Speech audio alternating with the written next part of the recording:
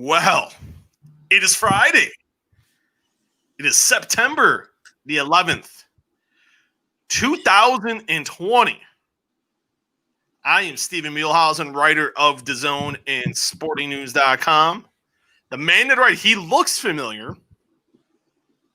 He got uglier in the last 2 weeks.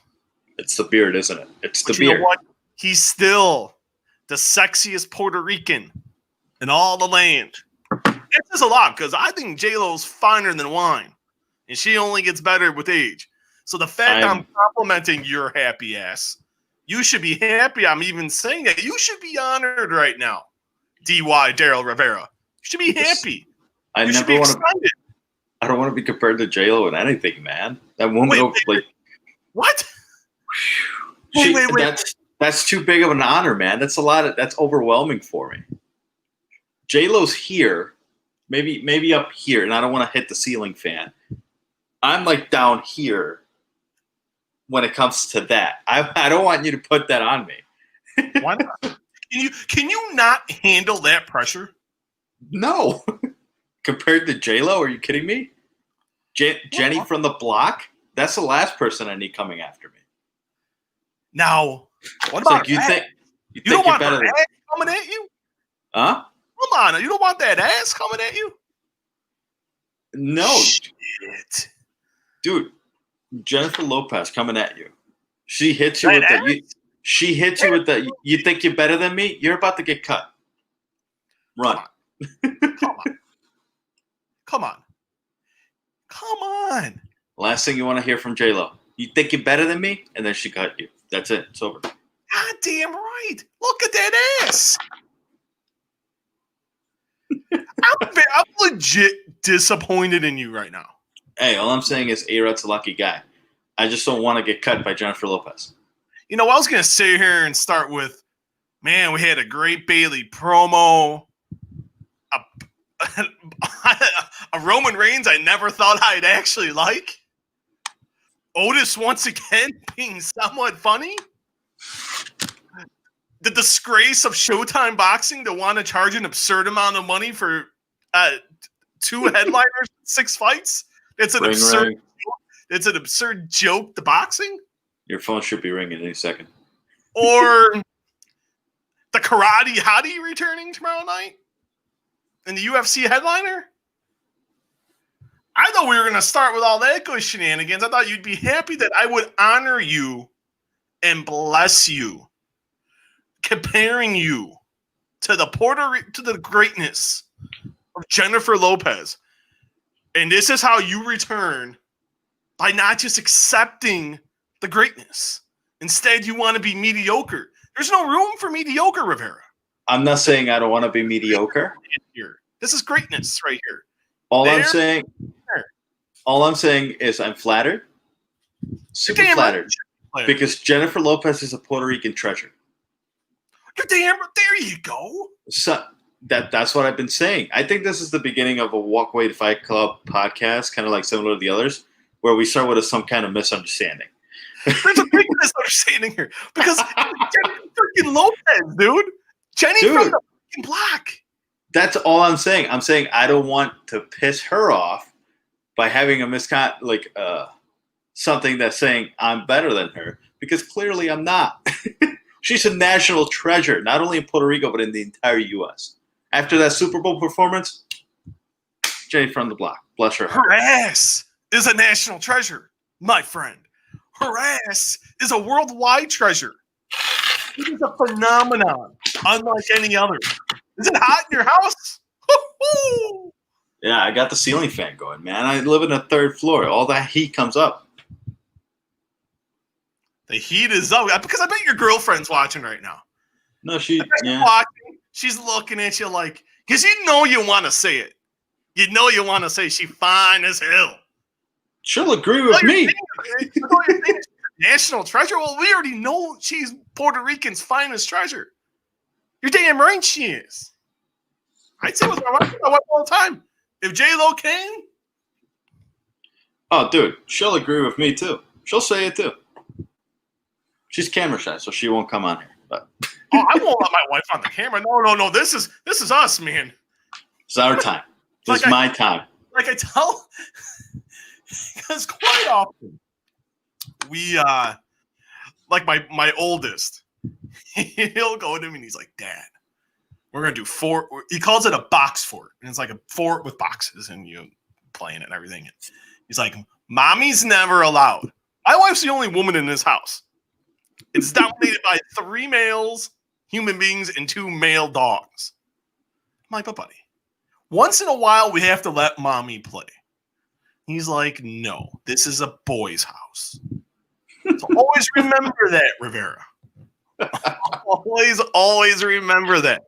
You are allowed to say it. And I tell my wife, hey, when J-Lo, when I shoot at the Super Bowl, she's shaking that booty. Woo-wee. There are a lot of things that got excited in the Muehlhausen house that evening on Super Bowl Sunday. Oh, dude.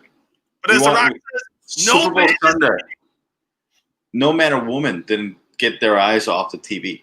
No way in hell. There was no human alive could just not watch that.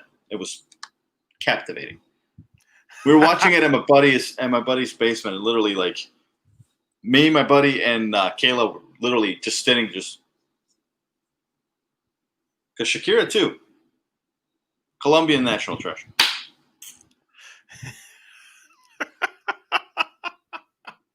It's all you can say is a national treasure. You keep saying that. Now, that's more flattering. We'll end with this before we actually begin this podcast. If Kayla and J-Lo are standing there, they're in your house, and they're making you food. They're each making. Hold on. They're each making. They're making separate food for you. And you eat all the food. And you're sipping on the champagne and the wine and the drinks. And it's time to go to Chinatown. It's going to be my last podcast ever, ladies and gentlemen. Thank you very much. Halo. Who's going to the room of Rivera? I got to say Kayla, man. You're putting me in a tough spot. Wow. I got to say Kayla. And Sam. You're giving me dirty looks, babe. I picked you over J-Lo. Just want to let you know. I'm not trying to get you, John. We're just having a little fun. We haven't seen Daryl in a while. It's good to have him back. Unbelievable. That's a good way to start. We're 8 minutes in and have talked very little combat sports. Been killing it with it, man. Glad to have you back. Find us on Twitter at Walkway Fight. We're on Instagram, Walkway to Fight Club. But we're on live on YouTube and live on Facebook Live. If you're watching via YouTube, just hit that subscribe button. It's not hard, guys. Subscribers have been going up. So join the train. Join the Walkway to Fight Club party. Just hit that subscribe button. Like the video. Facebook fans, guys are awesome. But you got to step it up. Give a reaction to the video. And also, very key here, like the Walkway to Fight Club Facebook page, and then give it the big old follow as well. So before we get into anything else, what's that? What is that? Just promoting. Just look for the picture here. Oh, my God. This is 39 and extremely tired. And I was off today. Think about that. I did about next to nothing today. Well, there was a lot going on Twitter. I mean, what did I do today? Well, I mean, yeah. What did I do today? I went to Target. I fertilized my grass. I didn't do much today. Got to see my kids. That was awesome. We had an awesome day. I really hadn't seen them in like a week, really, of having fun. But what's up with you, man? How are you? What's new? Good. Not much. Same old working, playing, and, trying to get into the podcast more often. Trying to get some time. We got to have me, like you said, we got to have me and you time. We don't get a lot of that. No. And here we are. Friday night, sitting in front of the TV, watching SmackDown. Now. Talking smack about the world of combat sports, which we do best. Well, we got a lot to talk about. We are going to recap SmackDown, which featured Bayley's first promo since attacking Sasha Banks last week. Roman Reigns and Jey Uso program does continue, Otis continuing outsmart the Miz. I gotta give credit. I love me some Otis. And Showtime with an absurd pay-per-view price for their pay-per-view coming up on September the 26th. Bellator is going on right now, and I couldn't tell you one thing that's going on. So that shows you how much we care about Bellator. I shouldn't say that. Previewing UFC Fight Night main event tomorrow night featuring the return of the Karate Hottie Michelle Waterson against Angela Hill. And AEW does something they haven't done since October of 2019. But before I know we've been having some fun here and having laughs and cracking jokes and all that. But as the world knows, today's a rough day. And that's not just for me and you, Daryl. It's not for everyone watching. And then we'll be watching the replay, listening to the podcast. But 9/11, September 11, 2001, two planes went into the World Trade Center, hit the Pentagon, and crashed in a field in Pennsylvania. Over 3,000 people died. And I hate talking about this stuff, but I really felt it was necessary today. And, I will always be grateful to all the firemen, the police, the nurses, the doctors, the police officers, the American people, for everything they did to help save innocent lives that didn't deserve to be taken.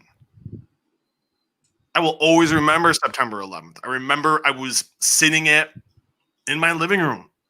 I was eating some Cheerios. And I was on a break. I didn't have school that day. I'm trying to remember.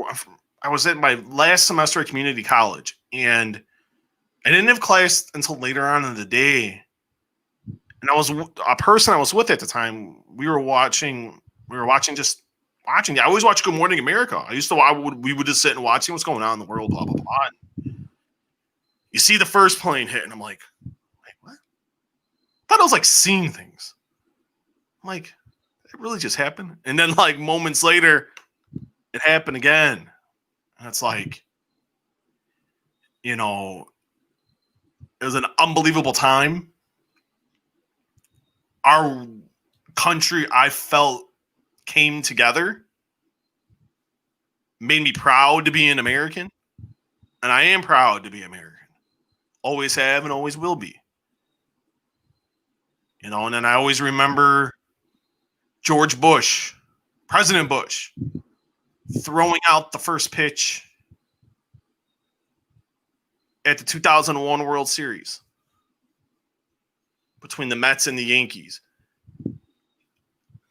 And I know we try not to talk politics on here, Republicans, Democrats, whatever, and independents, whatever. It is what it is. But God, man, announcing his name, going through the dugout, and the unbelievable ovation President Bush got stepping on the mound, and throws it right down the middle. That could have only gone one way, Daryl. Down the pike. Straight down the pike. And that made me more proud because the crowd's on their feet. All the players are clapping. The managers are clapping. The announcers are clapping. Everyone's chanting USA, waving the American flag. That made me proud, man. Oh. And, and things are different. We got, you got all the TSA checks through the airport and everything. And you know what? If I have to do that to board an airplane, who cares? At least I know I'm getting protected. Yep. I love the country. I love the United States of America. Always will be proud to be an American, and that they will always hold a special place in all of our hearts, good, bad, or indifferent. And I feel horrible for the ones that lost a loved one. But I felt like sports really played a big factor. You had the World Series with President Bush. WWE was the first show that came back. You had the boxing show. You had the undisputed middleweight title fight at Madison Square Garden with Felix Trinidad and Bernard Hopkins. You had a lot of sports played a big role. Combat sports played a big role. And for any schmuck out there that wants to compare this, because I see this a lot today from politicians. I don't want to get on this big diatribe about politics, and like I said earlier, but I felt it was pretty bad that we were comparing. You had these politicians on our television sets and on our phones and iPads and everything else in between that wanted to compare COVID-19 to that. Not even close, people. Not even close. You got planes hitting buildings, a plane hitting the Pentagon, a plane crashing into an airfield, into a field in rural Pennsylvania. GTFOH. Get the fuck out of here. If anyone is harmed by that, I don't give a fuck. You're comparing two totally different things here. And I'm not trying to downplay COVID-19. I'm not. I know someone very close to me that has it. And it sucks. Yep. But this is the United States of America the last time I checked.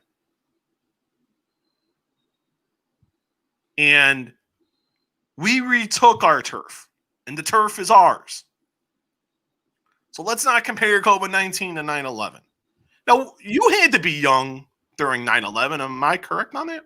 How old were you? I was 2001. I was 5 years old.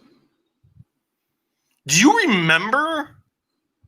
Do you remember anything? No. Really? When 9/11 happened in Puerto Rico, I was in school, and we didn't know much. Just because in my household we didn't really watch a lot of TV. Okay. But yeah, I do remember, my grandma was sobbing. A lot of people, when I came back home, like later in the night, I couldn't understand what was happening. All I saw, I just saw the aftermath of what transpired and everything. And I didn't really learn about it until like I was 7, 8 years old. And it's stuff that you see, like, remembering the people that fell that day, the people that passed away, unfortunately, that lives that were taken too early. Quite frankly, lives of heroes, because that's all my Twitter feed today was flooded with memories. And that's what 9/11 should be. Should be, hey, let's remember those heroes that put their lives at risk to get in there and try to save as many lives as possible. Some of those people that saved lives didn't make it out because they were trying to save more. And when you grow up knowing that, you get appreciation from that. You see a day like today, and it's just like, hey, today let's take time, forget about whatever's going on in the world, controversy, conflict. Let's just remember. There's family members out there. I was fortunate enough that I didn't know anybody that was involved in that situation. But 3,000 other families are not as fortunate as I was. And that's something that we have to come together, as a country. You mentioned it before, the United States of America. Got to come together and help them remember, help them just remember and be proud of those heroes that sacrificed their lives to save a lot of people from making that number even higher than it was. And that's the biggest thing. You mentioned your George Bush throwing the first pitch. And I know you're not a Cubs fan. The Sammy Sosa sprinting out to right field. I watched that video today. I forgot all about that. That was pretty awesome. Stuff like that, it brings people together, and there's stuff like that people just need to remember today. Put stuff aside, put politics aside, put whatever conflicts you have. Just take a day. Look today. None of those people knew that stuff was going to happen that day. Look at your family. Tell them you love them. Just today, especially out of all days. Remember the people that were in that tragedy that day. Remember how fortunate you are that your family's still here with you. Tell them you love them. Take it, appreciate what you got. Just remember, stuff like that can happen. There were heroes that day that aren't unfortunately with us anymore. Send a prayer out to those families. And that's what today's all about.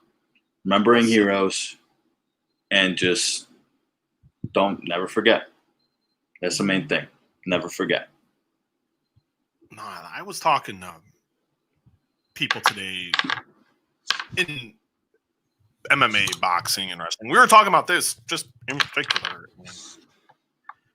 And people are asking, what are you going to talk about? And I'm like, yeah, it's not because I don't feel obligated to do anything. I'm not obligated to do little to nothing. Just to provide the best podcast humanly possible. But, it's a day you're never going to forget. And, when we both said it already, and you just, you do never forget. You'll never, ever, ever forget 9/11. You'll never forget the morning of September 11th, 2001. The world changed. The country changed forever. I know that's hard for people to understand. Some people, it is hard to understand. Like I had my 4-year-old. I had to have that. Me and my wife had to have that conversation with our 4-year-old yesterday. Think about that. We're watching the news, and he just asked. And I looked at my wife, and I'm like, so she talked. I talked. Just explain. I'm like, we choose just to remember there was like some bad people did some bad things, but there was a lot of great firemen and police officers and nurses like mommy and doctors and people like us helped save a lot of people's lives. And like I had tried not to cry, but like I can't. My 4-year-old kid's smart as a whistle already. He's only 4, and I'm like, but I was proud of him because like he understood. Even at 4, he started to understand the gravity of the situation, and I was proud of him. I gave him like a big hug, and it's And then he said something again today, and he's like, oh yeah, he's like, well, you were saying yesterday that the firemen and the policemen saved a lot of people. And I'm like, yeah, buddy. I'm like, that's all it was. Some bad people. He's like, yeah, you said bad people did some bad stuff. I'm like, yeah, that's all it was. And those videos are hard, man. I put a picture on my Facebook, and I usually don't get into that Facebook hooey gooey little sticker thing. But I thought today it felt right to have that 9/11 with the American flag and to never forget. But we'll never forget. But I do wish. I know this is a horrible segue, and I didn't even know how to go about it. But what a pretty weird SmackDown. Leave questions and comments, and we got a couple comments here. We'll read those before we go over SmackDown here. Richard McPhee becoming a walkway to Fight Club. He's becoming one of our. It's like I consider Richard now a groupie. I don't know how to phrase it, but Richard is a loyal follower, loyal listener, loyal liker. Richard, it's a greatly appreciated. Great words to say, Steve. Kudos. Preach on, Richard again. Preach on, brother. You're passionate. Man, the other night we had like 30 comments. Richard, Nick Swink. We had a couple other guys going at it. It was a fun podcast earlier this. I think it was on Tuesday, but somehow we're going to transition into SmackDown here. And me and you were texting a little bit during the show, and you thought it was kind of uneven as well. Yeah. What was your final thoughts on SmackDown? Because we talked, about halfway through the show, I think it was. We talked at the top of the 8 o'clock hour. Yeah, we talked just before the Bayley promo. What did you think? It was uneven. Yeah. Wait, what was that one more time? No, I was gonna say at that point we were both in agreement that it was uneven. Did your mind change at all as the show went on and it came to a conclusion? I mean, was it better than Raw by a long shot? it was a SmackDown that it did what it had to do. It moved storylines along, considering there's pay-per-view in 2 weeks. It wasn't anything that was overly entertaining, but it developed characters, it developed rivalries the way it needed to be done. Some points were like, some points were entertaining. I give it a C. If I had to give it a grade, I'd give it a C. Yeah. C minus.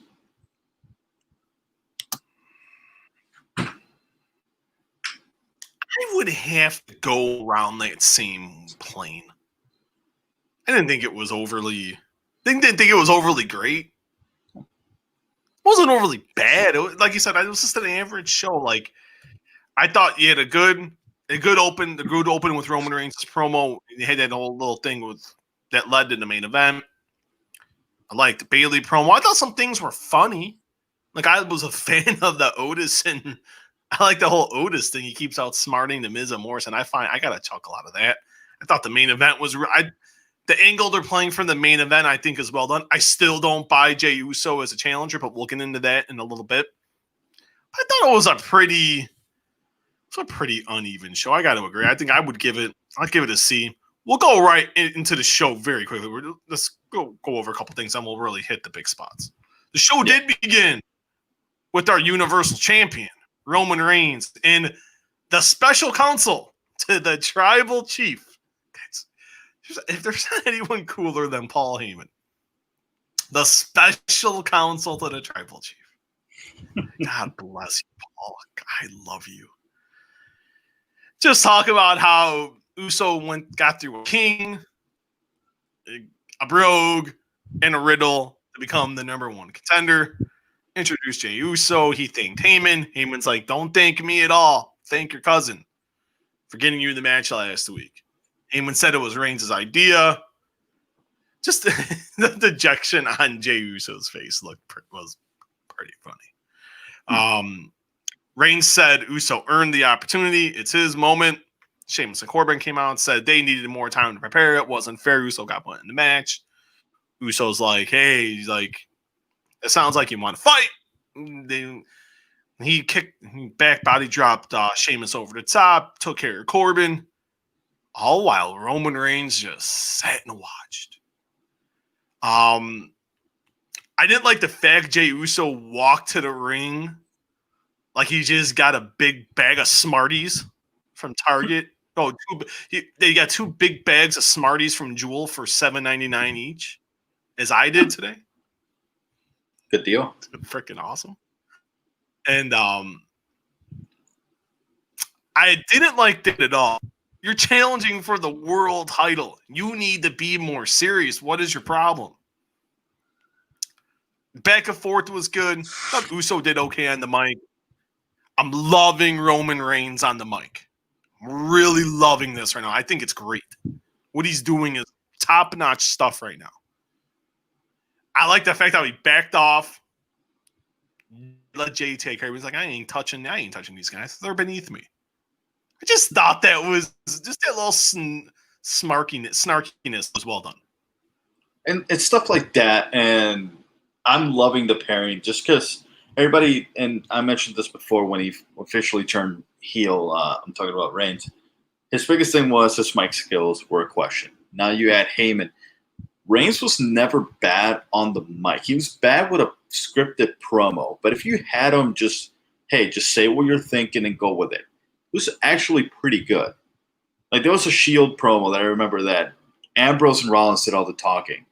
And somebody like patted him, and all Reigns said is, you poke me again, and I'm going to break your finger right off. Stuff like that. That's all you need from Reigns. Because that's what he is. He's a powerhouse badass. Don't give him a script. That's what you got Heyman for. Now we're cooking. Now I'm excited to see what he's bringing. Jey Uso, I like it more than I think you do. Just because I think if there's anything that can carry Reigns deeper and deeper into the heel side of things, it's Jey Uso. Because they always link them together. Anytime they're near each other, they're like, oh, the bloodline, oh, they're cousins, oh, this and that. If there's anybody that can make Reigns into the top, just one of the biggest heels in history, And I'm not saying NWO Hulk Hogan because that's unmatched. But like you can make him higher and higher heel. Because right now he's a cool heel. He's like, oh yeah, he's a badass. We like him. We want to see more of him. But if you want to have somebody just say, F you, it's him betraying family and just beating the living bleep out of Jey Uso on Night of Champions or Clash of Champions, whatever they're calling it nowadays. That's what you need. Clash of Champions. That's what you need to work on. You work on getting Jey, making him look as a legit contender. Sure. Make him look like it. But as soon as Clash of Champions, as soon as that bell rings, I don't want Reigns to break a sweat. Sweep him under the rug. Done. No more Jey Uso. That's how you build him to be that top-notch heel character. You want him to be more of a badass, like the shirt says. Wreck everything and leave. Jey Uso, you can't go from tag team to singles right up to the Universal Champion right away. There's not a lot of build there. They're doing this for a reason. In my opinion, Reigns should go over in a convincing fashion. Very, very little offensive by Jey Uso. That's all I got to say. Plus, and I texted you this, I was very confused as to why you get two heels coming out and Jey and Roman challenging them to attack. That's a little confusing. Once you got to the main event, I was like, all right, I got it. We'll talk more about this program in a few moments. But all right. Interesting points. I like it. They go right to Sami Zayn. They showed the graphic. Like graphics software was going to be on the show, and then Sami Zayn wasn't happy with the title match graphic. I love this with Sami Zayn. It says he's the rightful Intercontinental Champion. I was wanting him to take over the control truck. That would have been pretty awesome. And then you go commercial, AJ Styles and Jeff Hardy for the IC title. I did love Jeff Hardy's face paint with the American flag dedicating to 9/11. I thought that was really awesome. Kudos to the great Jeff Hardy. Zayn came out, says he won the title fair and square at WrestleMania. Now he's back. He is the rightful champion. And the style match about to happen is only an exhibition. That's some valid points, actually. Man, Sammy.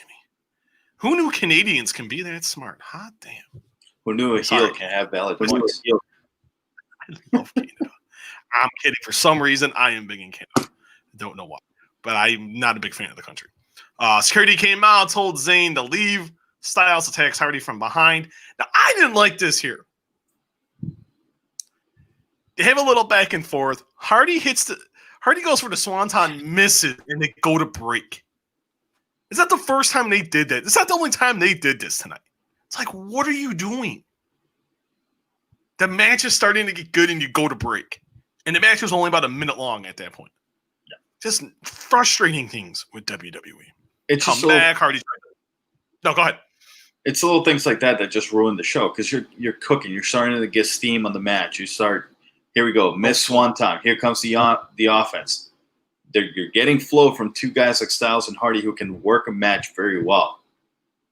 Now let's go to commercial break. Let's see a $5 foot-long sub that's going to end up being $12.99 by the time I'm out of the restaurant anyways. And then we come back and it's like I lost any momentum or any interest in the match because I just now I'm going to go get a snack or something in the kitchen. I'm going to come back and it's like, oh, I forgot this was happening. Or it's happening, but what happened in the break? Like, you can't have a break in the middle of a match. It just kills the whole thing. It's like, give me the match. I don't care about the damn. I haven't had Subway. God, it did not even get me. Usually, I can get hungry anytime I see a Subway commercial. I didn't get hungry. I did not feel in the mood for a sub because I was very mad. I was very mad at what WWE did. It's like, how dare you, WWE? How dare you, Fox? And I like the people there. Hardy, they came back. Hardy tried to double leg drop. Beautiful. I like that little move because Styles went and flipped him. So I thought that was kind of a nice little move. AJ appeared to be on his way to regaining the belt. Went to go for the phenomenal forearm. Zayn came from out of nowhere, knocked him off the apron, kicked his ass, went in the ring, gave the Halua kick to Hardy, and that was that. And Jeff Hardy, they won showed what happened. They showed the replays. Jeff Hardy was walking up. He collapsed. This was funny. This goes into what my thoughts about this main event program. They go to the back. Uso's all pumped. He's jacked. Roman's just sitting there looking like he needs a latte. Just doesn't care. Could have cared less. I was eating this up. I was digging what the big dog was doing. I was like, man, I love you. Please kick the shit out of Jay. Come on. I don't know who the new backstage interview was. She was actually pretty good. I think her name was Aaliyah. She's pretty good. I think it's like her third week. She's doing pretty. So far. She doesn't sound monotone, and she doesn't sound scripted. That means they're going to screw it up sooner rather than later. Yep.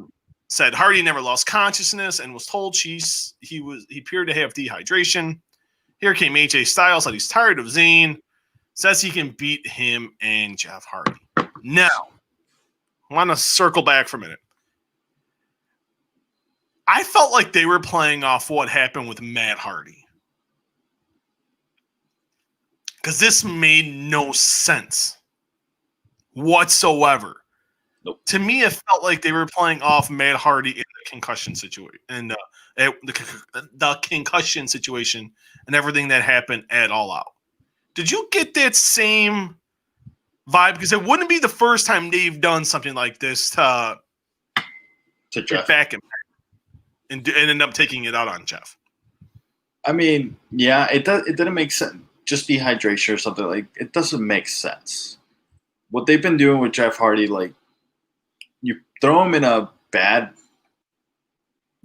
program with King Corbin, and then Sheamus. Got my heels wrong. With Sheamus. No, the King Corbin thing was bad too. You returned and beat him in like 90 seconds. So essentially, since Hardy has come back, you throw him in two bad programs.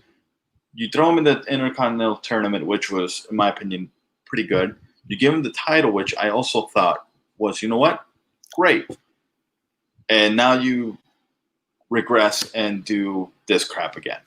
Oh, he was dehydrated. You're making him look like he's the most unhealthy guy in the world. And everybody knows his history with everything, especially coming after his brother literally took one of the worst bumps I've ever seen, because that was pretty bad. And now you come back and you do this and you play off of that. I didn't like pretty that. low rent, but that shouldn't be. That's Vince McMahon at his best. Lucha House Party members Kalisto. Welcome back to Kalisto, coming back from shoulder surgery. Him and Grand Metalik taking on SmackDown Tag Champions Cesaro and Nakamura. Cesaro and Nakamura did a little thing in the back with the Street Profits, as they will be having a Champions versus Champions match this coming Monday night on Raw. Like the little setup there. They had like some champagne and some girls, and you see Drew Gulak. And poor Matt Riddle. What the hell? You can tell Matt Riddle wanted nothing to do with that. He kept trying to get out of that camera shot at every which way, shape, and form. And in all honesty, I can't blame him. Matt Riddle did not freaking belong there. They came back from break. They went back to Jeff Hardy. He was in a trainer's room. Then he got attacked by him and Sami Zayn. Sami Zayn came in. They went at it. Tag match went underway. There wasn't much to it, really. Pretty short. Street Profits came up on the big screen. Nakamura was already outside. He's looking at Cesaro was in the ring, wondering what the hell's going on. Why are they in the room? Got rolled up by Kalisto for the 1, 2, 3. Then they were partying. Yay! And Matt Riddle was in a little bit of a better mood. Maybe someone told him, Daryl, hey, stop trying to get out of the shot. How about you at least kind of try to play along here? Even though you don't belong here, maybe you should stay. Be in the shot. I hated this. I hated everything about this. Yep. I really like the Street Profits, and I really like Cesaro and Nakamura. But this was awful. It's Vince McMahon's treatment of the tag division in a heartbeat. It's a joke. I hate it, every single one of them. I don't know why you're having the tag champs lose, because you know how I feel when a champion loses on a non-title match. It doesn't make sense. Like the entire thing, I'm like, what's the point of this? So now is Lucha House Party going to have a tag match? Now are they? What's the point? If the champion loses, he loses the title. Stop having non-title matches. They suck. Really pisses me off. The biggest thing here is you're building up to this champion versus champion match. You cause a distraction, and it is what it is. You didn't need the distraction. You didn't need to build that into the match on Monday. Just having, hey, champion versus champion match on Monday, that's enough build for it as it is. Then you have the distraction, you have the party, you have Matt Riddle looking awkward at first, and then looking like he's the happiest guy alive. Somebody told him he won the lottery, like in the next shot. It's inconsistent, it's unnecessary, and it's just overproduced WWE crap. And it's just getting overproduced. Oh my God, it was brutal, man. I'm like, it's like crap like that is like, it's like, come on. Why? Why are we doing this? All right, let's get to one of the best parts of the entire show. Bayley came out with the chair. This was great emphasis on like the dents and everything from last week. I thought that was well done. It's a great visual. I thought that was a very good attention to detail. Something they lack, but something they did here that was really well done. Sitting in the chair in the ring, she points to the Tron to go back to everything that happened last week. I had one problem with this. Actually, no, I'll get to it. We'll do that in a minute. They come back from the package. Says everyone's asking how Sasha is doing, but not how Bayley is doing. But she's like, you know what? Who cares? I love every second of what I did to Sasha. And I know she knew she was watching. Ask Sasha, what do you think? I'm some type of idiot? Sasha was waiting for the right time to strike. She kept me close.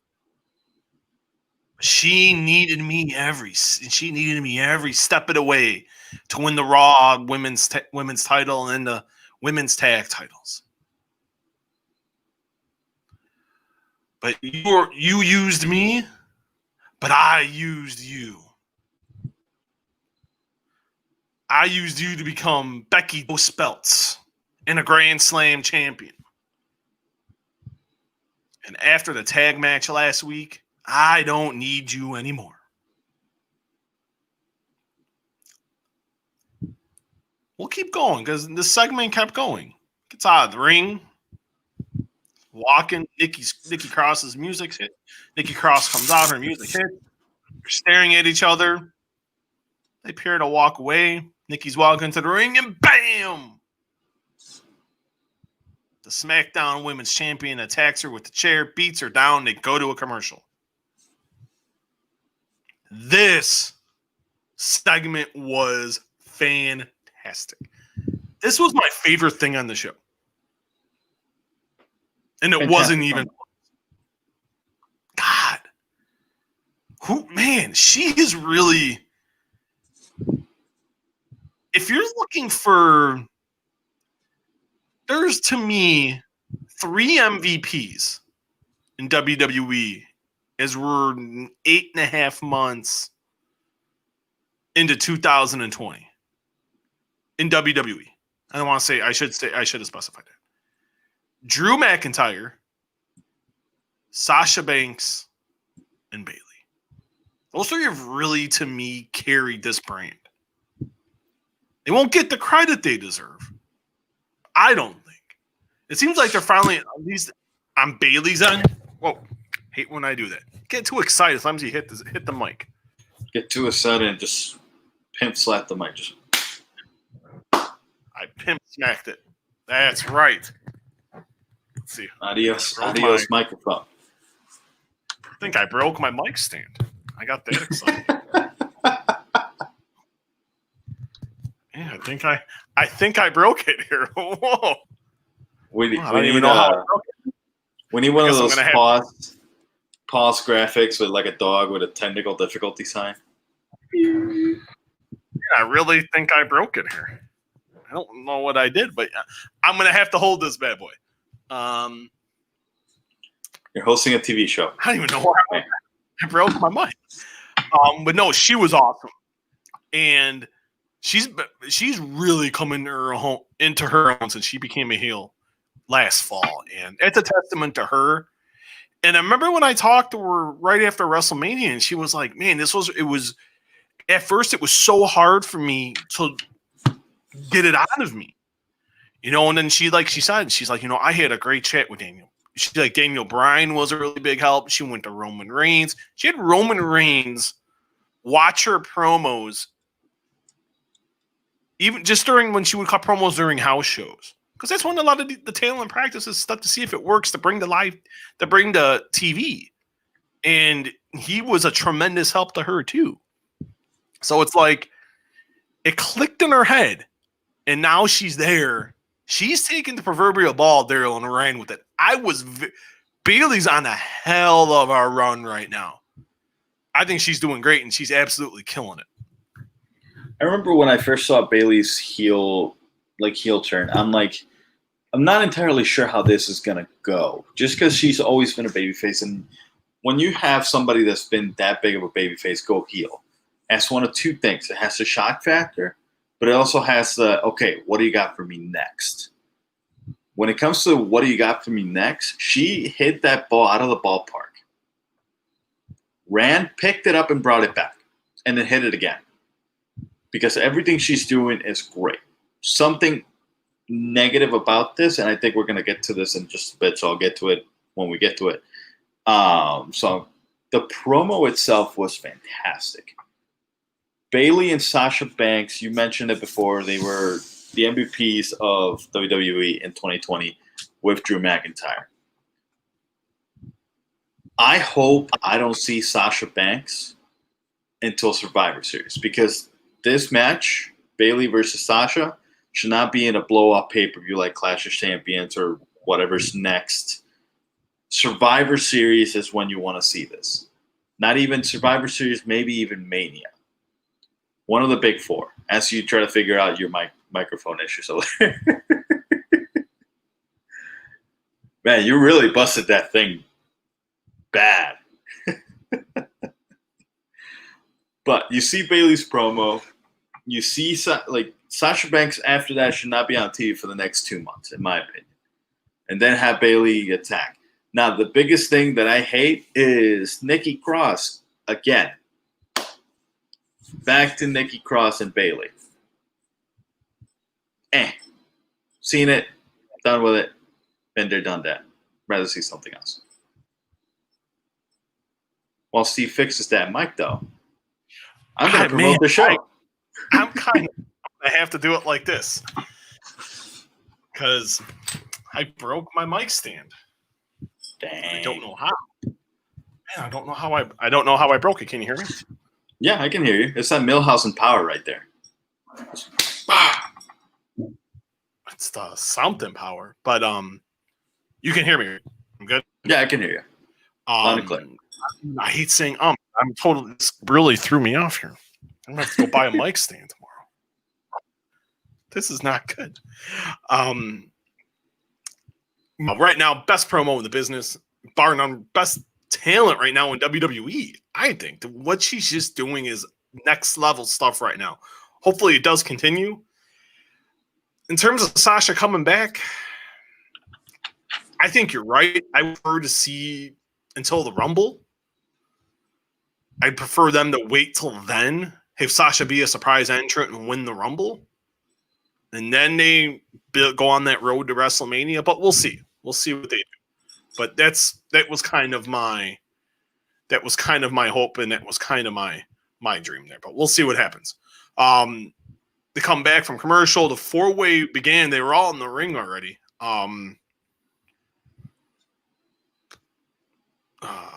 It was ho-hum until They got to the outside. Alexa, Tamina, and Lacey Evans are on the outside.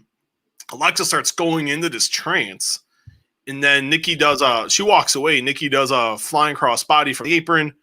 And then Alexa came out of nowhere, dragged her by the hair, gave her a sister, gave this deep, cold stare at the Michael Cole and Corey Graves, did a Sister Abigail to Alexa. And this is where, once again, they went to a damn break.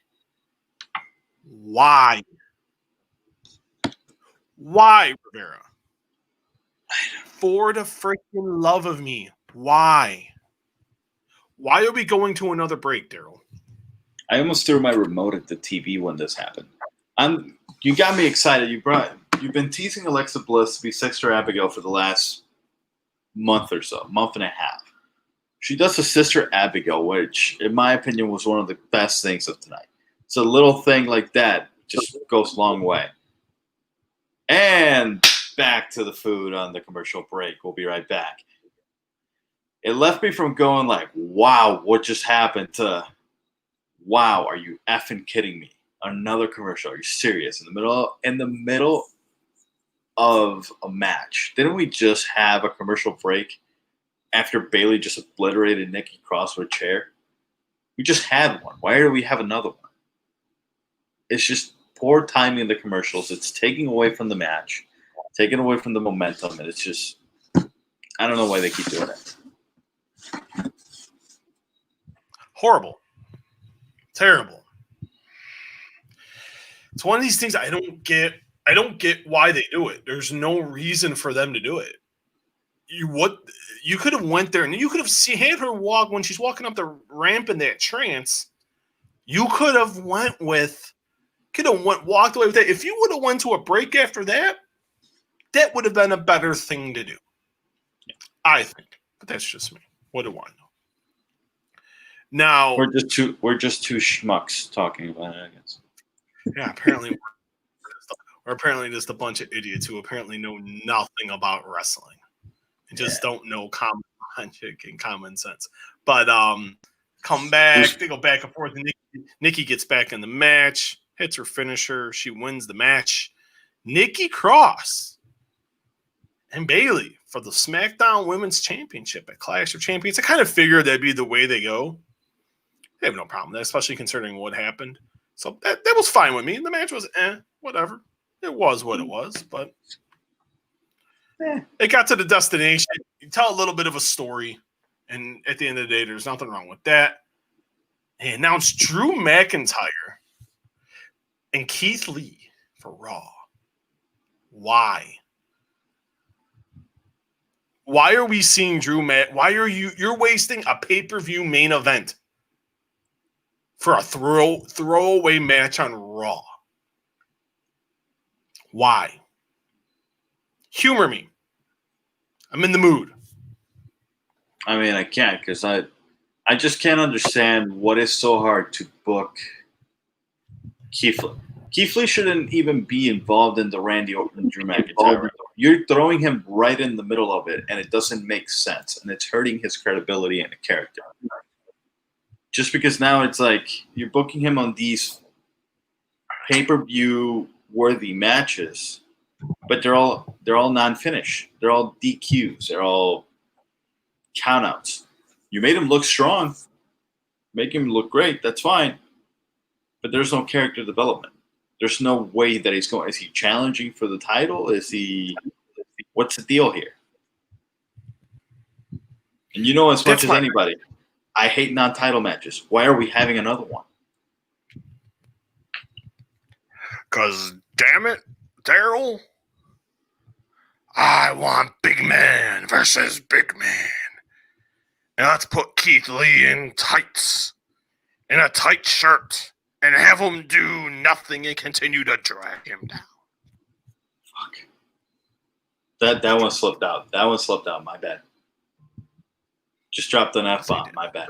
It's more. Oh, well, okay, that's okay. But no, it's ridiculous. And the fact that we're going once again with Keith Lee and Drew McIntyre. We're going with Keith Lee and Drew McIntyre. I'm gonna be wrong. I like seeing Keith Lee in a big position, but I feel like he's the third wheel on a bad date. Yeah. And that's No one likes the Keith third Lee wheel in a bad date. I've never liked the third wheel. I always want the third wheel to leave. Remember when it was always we could get ready for booty time? I'd be like, man. And there's the handcuff just chilling on. Hey, the White Sox won 4-3. Boom, boom. 4-3, you said? Yep. And the Cubs lost 1-0. Oh, glorious. The first place, Chicago White Sox. Bitches. I just evened my money there, which is fine. You know betting's bad for you, Rivera. I learned it from you. I don't know what you're talking about. Otis and John Morrison with the Miz on commentary. Miz got up from the table pretty quickly to interfere, but backed off when Tucker came over. Miz stole a Money in the Bank lunchbox. Otis dominated from there, hit the worm, dropped the elbow, hit the Vader bomb from the top for the pin. It was what it was. Miz is all excited. Tucker's all worried. Otis is like, I got it. Don't worry, Tucker. It's all good, man. Miz is all excited. They get back from break and a chewed up apple. Tucker and Otis, they go to Tucker and Otis. He's having a hard time opening the briefcase. He's got another lunchbox inside of the briefcase with the contract. Now, when is Otis cashing in this contract? That is my worry. There's no way he can't cash this in on like Reigns or the Fiend, right? Because that's the SmackDown destination here is the Fiend and Roman Reigns. I can't imagine them going with Otis. I can't picture it. This is one of the few that this is WWE at its finest. They put themselves into a corner. They made the Money in the Bank winner. And trust me, nobody's funnier than Otis. I love Otis. He's a great character to have. But when you're Money in the Bank, Mr. Money in the Bank, you need to look at all times like a threat. I haven't seen Otis as a threat since he won the stupid briefcase. Not once. And that's a problem because now that Reigns is back, you got the Fiend as one of the hottest acts that you have in the company right now. You have this going on. How are you going to book this? This is what I'm curious to see. How McMahon or Bruce Pritchard, whoever the hell's going to book this, I want to see what they come up with. Because I got a feeling this is going to royally blow up in their face. Because I can't see a feasible way that they can make this happen and make it work. Bruce ain't booking this shit. It's there, I know. Bruce knows as much as we do, I guess. Bruce doesn't have a good thought in his body. Can I get that coffee for you, Mr. McMahon? What do you need, Vince? Why don't you get the Vaseline? I'll pull down my pants, pucker, put the Vaseline on the lips, and kiss my ass, Bruce. Ha, ha, ha. The newest member of the Kiss My Ass Club, Bruce Pritchard. Yeah, absolutely. And but it's the truth. We're not talking about stuff people don't know. Firefly Funhouse Bray says he is a new member. And it's a dead parrot. The parrot was supposed to be alive. The Vince McMahon puppet makes its grand return. Yes, ladies and gentlemen, I said it. It says Bray has dropped the ball and threatens to fire him. Bray says, let's come up with a plan together. And Vince, the puppet, is like, I'm naming the special advisor for the Firefly Funhouse. The Wobbly Walrus.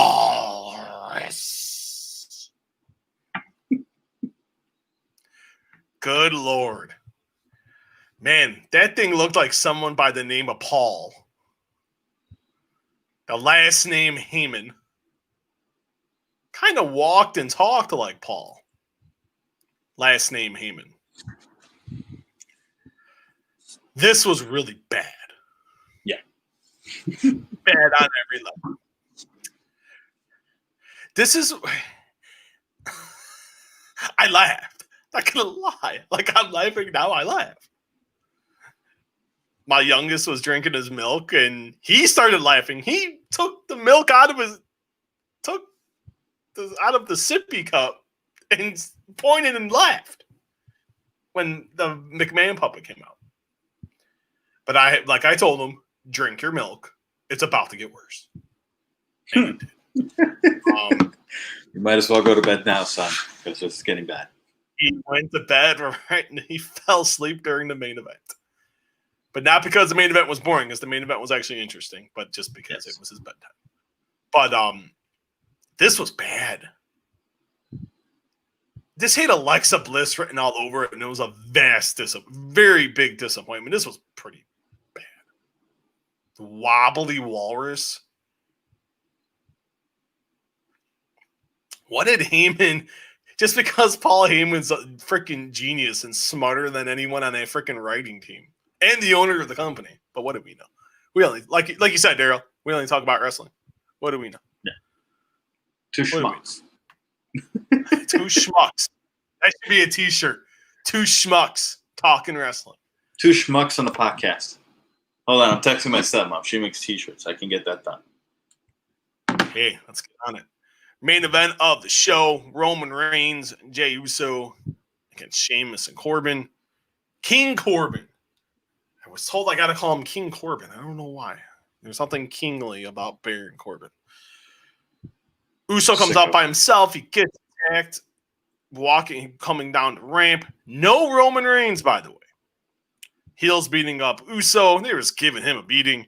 Out comes the big dog, Roman Reigns. Standing on the ramp, Uso makes the comeback. Super kicks. Looks to finish off Sheamus. Heads to the top. Reigns comes out. Makes the tag. Uso hits the splash. Reigns can't make the pings. He's not the legal man. Reigns gets slowly into the ring. Stares at Uso a little bit. They stare at each other. A spear by Roman Reigns for the 1, 2, 3. And your winners, the cousins. The WWE Universal Champion, Roman Reigns, and the number 1 contender, Jey frickin' Uso. Us. We'll keep going. Reigns rolls out. This was great. Pats him on the back like, good job, kid. Good job doing the heavy lifting. But you needed the big dog to finish the rest. Finish the job. Love how he did that. Had that head high like the cocky heel as he is should. It's the top of the ramp. Heyman hand delivers him the belt with glorious. The special advisor for the tribal chief. Uso comes up, stares at the belt. Reigns puts his arms up. Uso touches his arm in the belt. Reigns shoves his hand down and says, "Don't touch my belt." And the show ends. This was great. This whole thing, the last 13 minutes of the show. I'm glad we got no commercials. We got a good straight 13 solid minutes. I thought a job well done by Roman Reigns. A job well done by Jey Uso. What are your thoughts, Daryl, on the main event, the way WWE has handled Roman Reigns, and the ending there with Mr. Uso touching the Universal title, and the big dog cousin tells the little cousin, "Get your hand off my fucking title, bitch." That's exactly what we did. Come on. Yeah. I should swear because I dropped an F-bomb and I've been trying not to do that, but you know what? Are we good to go? Dude, No. Whenever you want, man. Call me. Fair enough. The biggest thing with this, I'm probably in the minority in this, but I like this. just because of the reasons I mentioned before. I'm intrigued to see what's going to happen. Because Reigns has always been tied in with the Usos. That's always been his thing. Not the biggest fan of Uso getting a title shot out of nowhere. They could have built it a little different, but I don't hate it. Just because you can't throw him into the fire, Reigns versus The Fiend right away.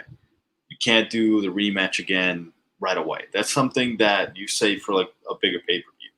Clash of Champions, that's where you had these little storyline building matches. The end, you're building Roman Reigns as that, like, hey, this is the only thing I care about. Family can go, Don't touch the brass ring that Miro told me to shove up somewhere on Wednesday. Leave it alone. Don't touch it. The way they're building this, I'm a fan. I'm intrigued and I want to see it.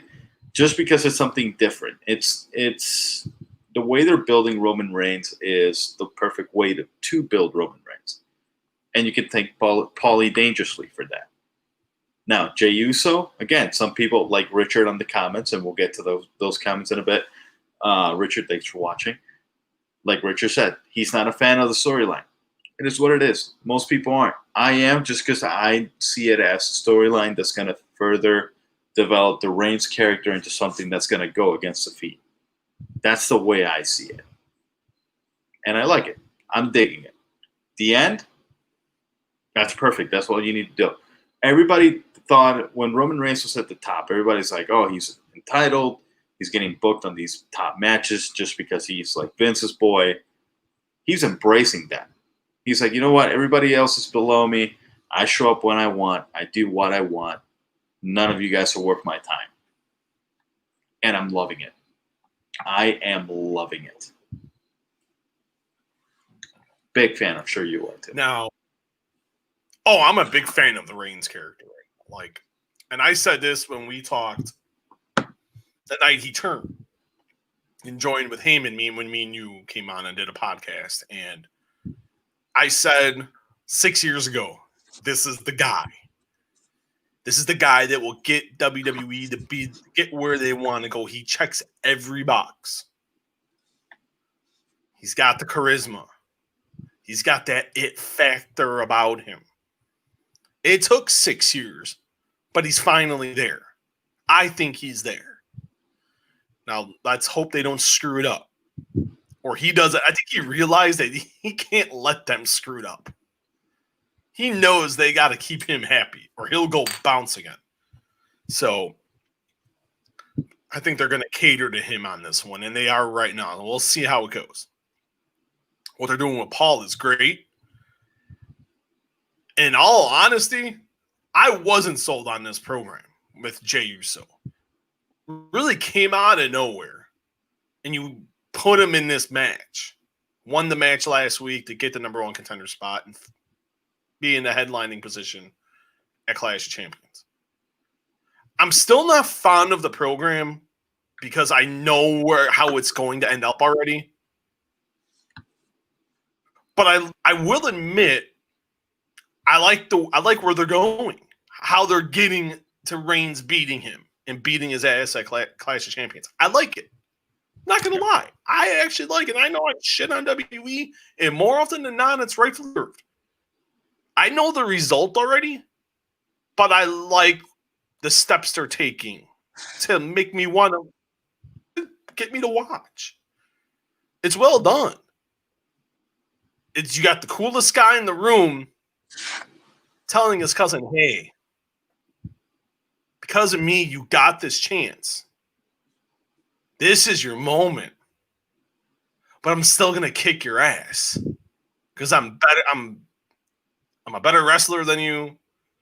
I'm stronger than you. And I've been in these moments before. There's nothing that nothing sweats me. You can't rise to my level.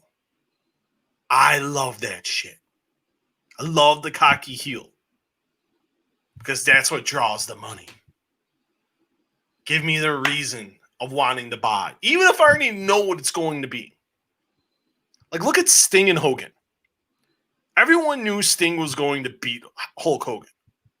But the story WWE told, not WWE, but WCW told to get me to the destination, to get me to Starrcade 97 in Washington, D.C. They told a fantastic story. And I'm not comparing programs. I don't think it's not even close to that level. But just to make a comparison. You know the result, but it's how do you get to the destination and get me invested into watching the match? After week 2, you're getting me there. Let's see what they do these next couple editions of SmackDown to get to the full destination. Let's bounce out of SmackDown. We'll get to all the questions and comments after the show. Let's get to this shenanigans. I need a beer after this one. Boxing returns to pay-per-view September the 26th at the Muehlhausen Sun in Utica, Connecticut. The main events of the show. Now, I will admit, this is a broadcast by Showtime pay-per-view. The concept is really cool. They're doing 3 fights, and then they're doing a break. They're doing like a 30-minute intermission, and then they're going to come back with the last 3 fights. The headlining fight of the 6th, I think it's like 6 to like 8:30 Central Time. Jamal Charlo defending the WBC middleweight title against former 2-time title challenger Sergey Derevyanchenko. And then the main event of the show, they'll take the half-hour break. They'll have 2 more fights, and then they will get to the main event. The main event of the show, Jamal Charlo.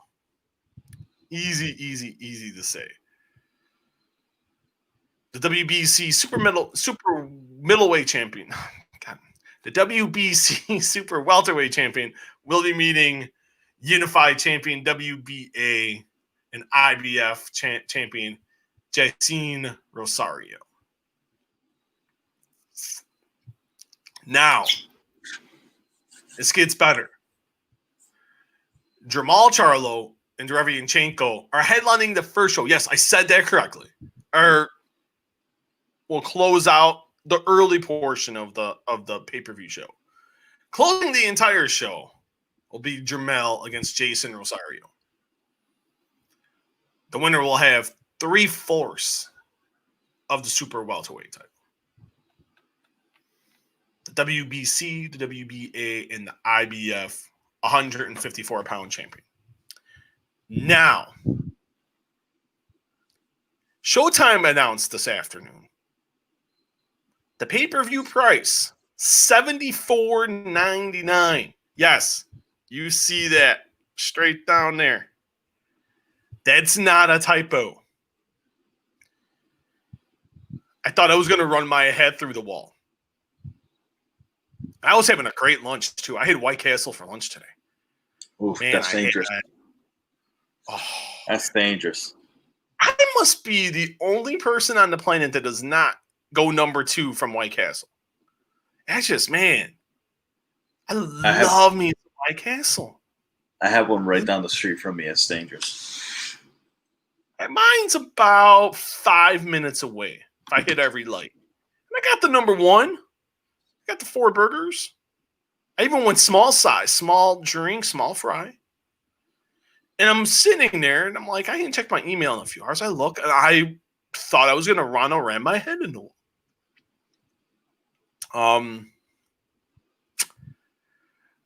I thought it was a misprint. Not going to lie. But scrolled boxing Twitter, and it ended up being the truth. Now, I forwarded you this email because I forgot what email. I didn't know if I should send this to your Yahoo email. I forgot your Gmail, your Gmail email. And you got back to me right away after I forwarded it to you. Tell the fans, Daryl, what you said to me when you found out.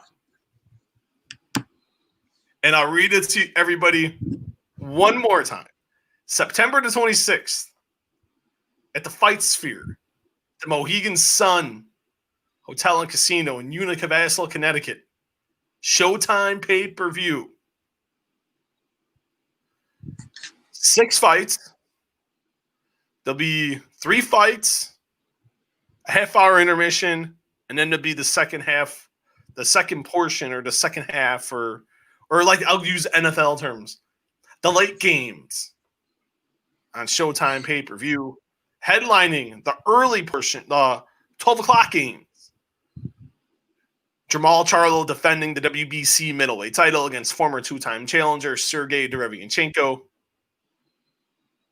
The headliner of the entire show, WBC super welterweight champion Jermell Charlo will be facing off with IBF and WBA super welterweight champion Jason Rosario in a 154-pound title unification bout. The winner will have 3/4 of the 154-pound titles.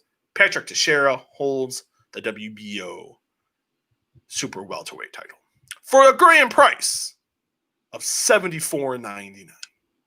What are your thoughts on that? I replied to you right away as soon as I saw it. I smacked myself in the face a couple times just to make sure I was looking at the right number. But I replied with, and I quote, "Love the lineup," because I do. I like the lineup in the fights. I think they're intriguing fights. I think they're fights I want to watch. But there's no way in hell I'm paying $74.99 to watch the Charlo Brothers. I like both of them. I like watching both of them.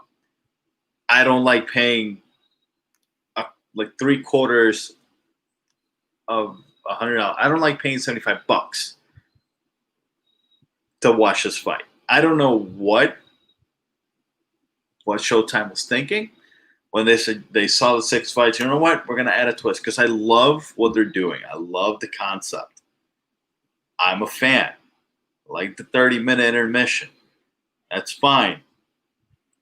But $75 in the middle of a pandemic to watch the Charlo Brothers?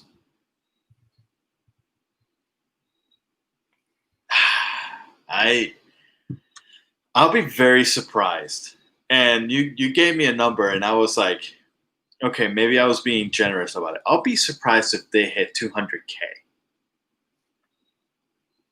I'll be very surprised if they get that buy rate. And you know what? I thought I was being low, and then you hit me with your number, and I was like, you know what? Maybe I was being generous. Because there's no way more than 150,000 people are going to pay for this. They're not a top marquee name at all. They're not a name that attracts people, especially because they don't do interviews. They don't do marketing. They just say, oh, hey, Charlo Brothers. Okay, cool. Who's hyping up this fight? What are you guys doing to get me involved? What's the hook? There's no hook. Okay, cool. The twins. And the wrong fight is the one closing out the show. Jamal Charlo versus Derevianchenko should be the one closing out the entire thing. Derevianchenko's fight against Triple G is the main reason why I'm intrigued in watching that fight, because I want to see how he responds. I want to see if he can get the job done. But you having closing out the first half was going to make me want to stay for the second half. And I like Jason Rosario. I like him. It's not enough for me to stay past 5 fights and paying $75. That's just my 2 cents. Worth more than 2 cents. That's my 50 cents. More than that too. You see me nodding my head a lot because I agree with everything you have to say. You're not wrong at all. Talk to plenty of people in the boxing media, people centered around the sport.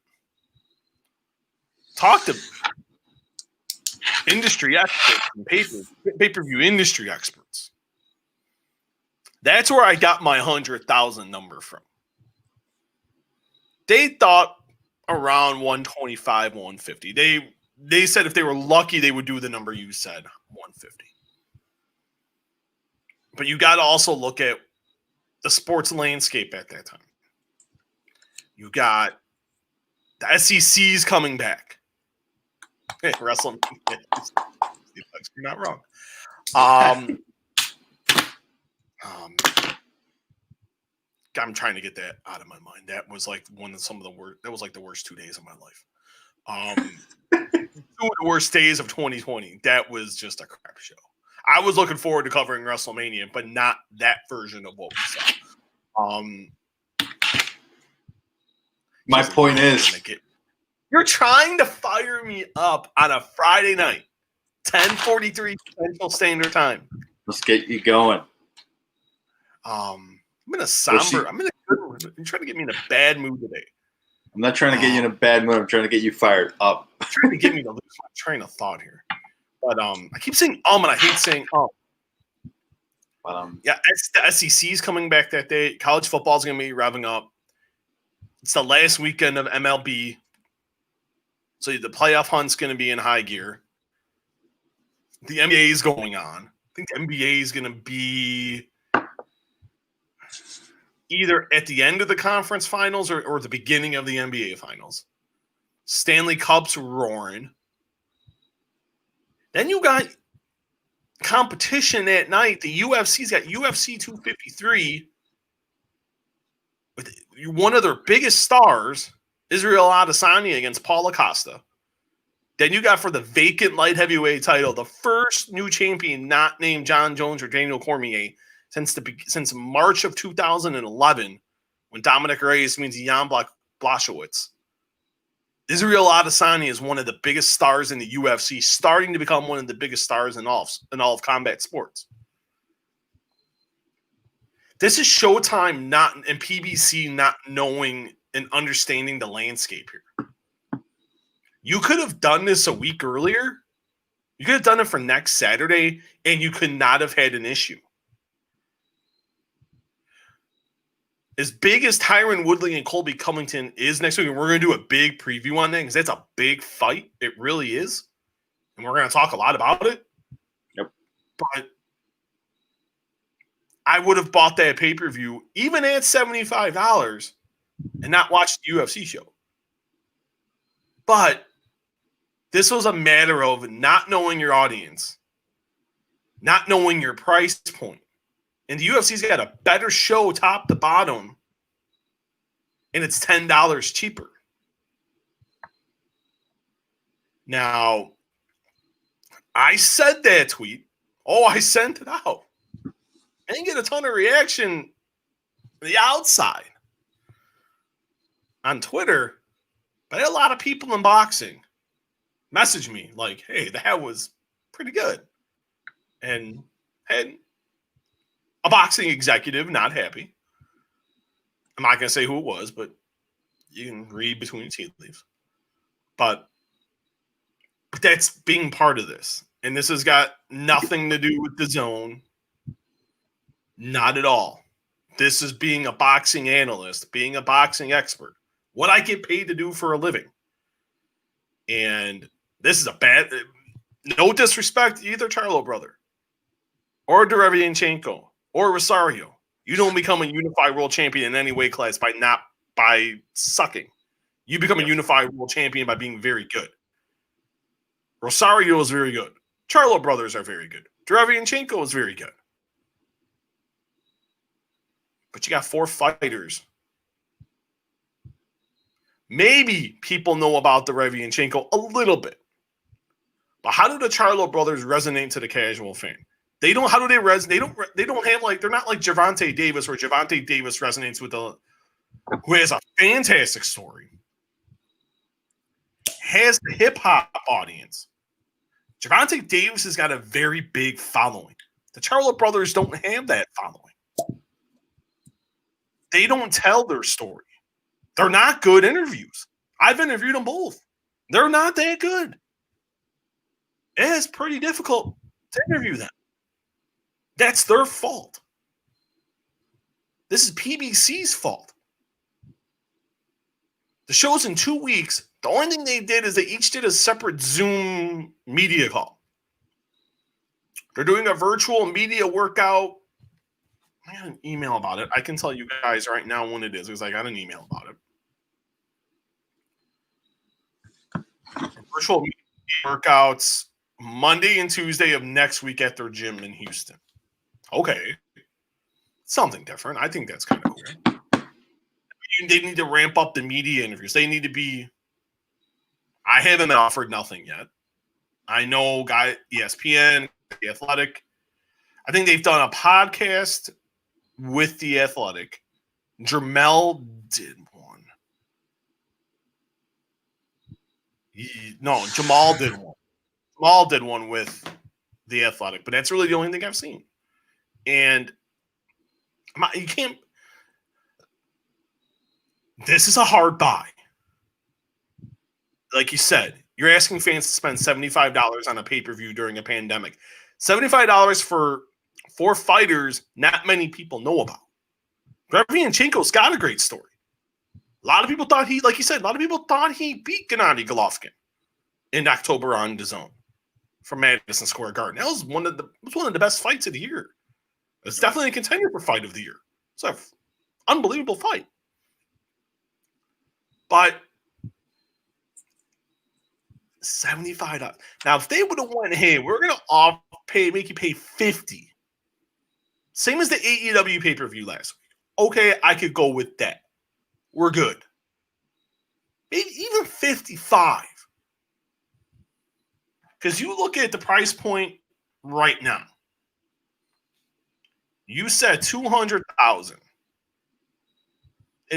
The revenue made from pay-per-view before anyone gets a cut, just a smidge under $15 million. You're paying 2 headliners. You're losing money right off the bat because these fighters are getting paid. So, I'm sorry. It's a money-draining, losing proposition here. Showtime got bamboozled by PBC in this situation. Those fights should have been on Showtime. Those fights either should have been on Showtime, CBS, or CBS.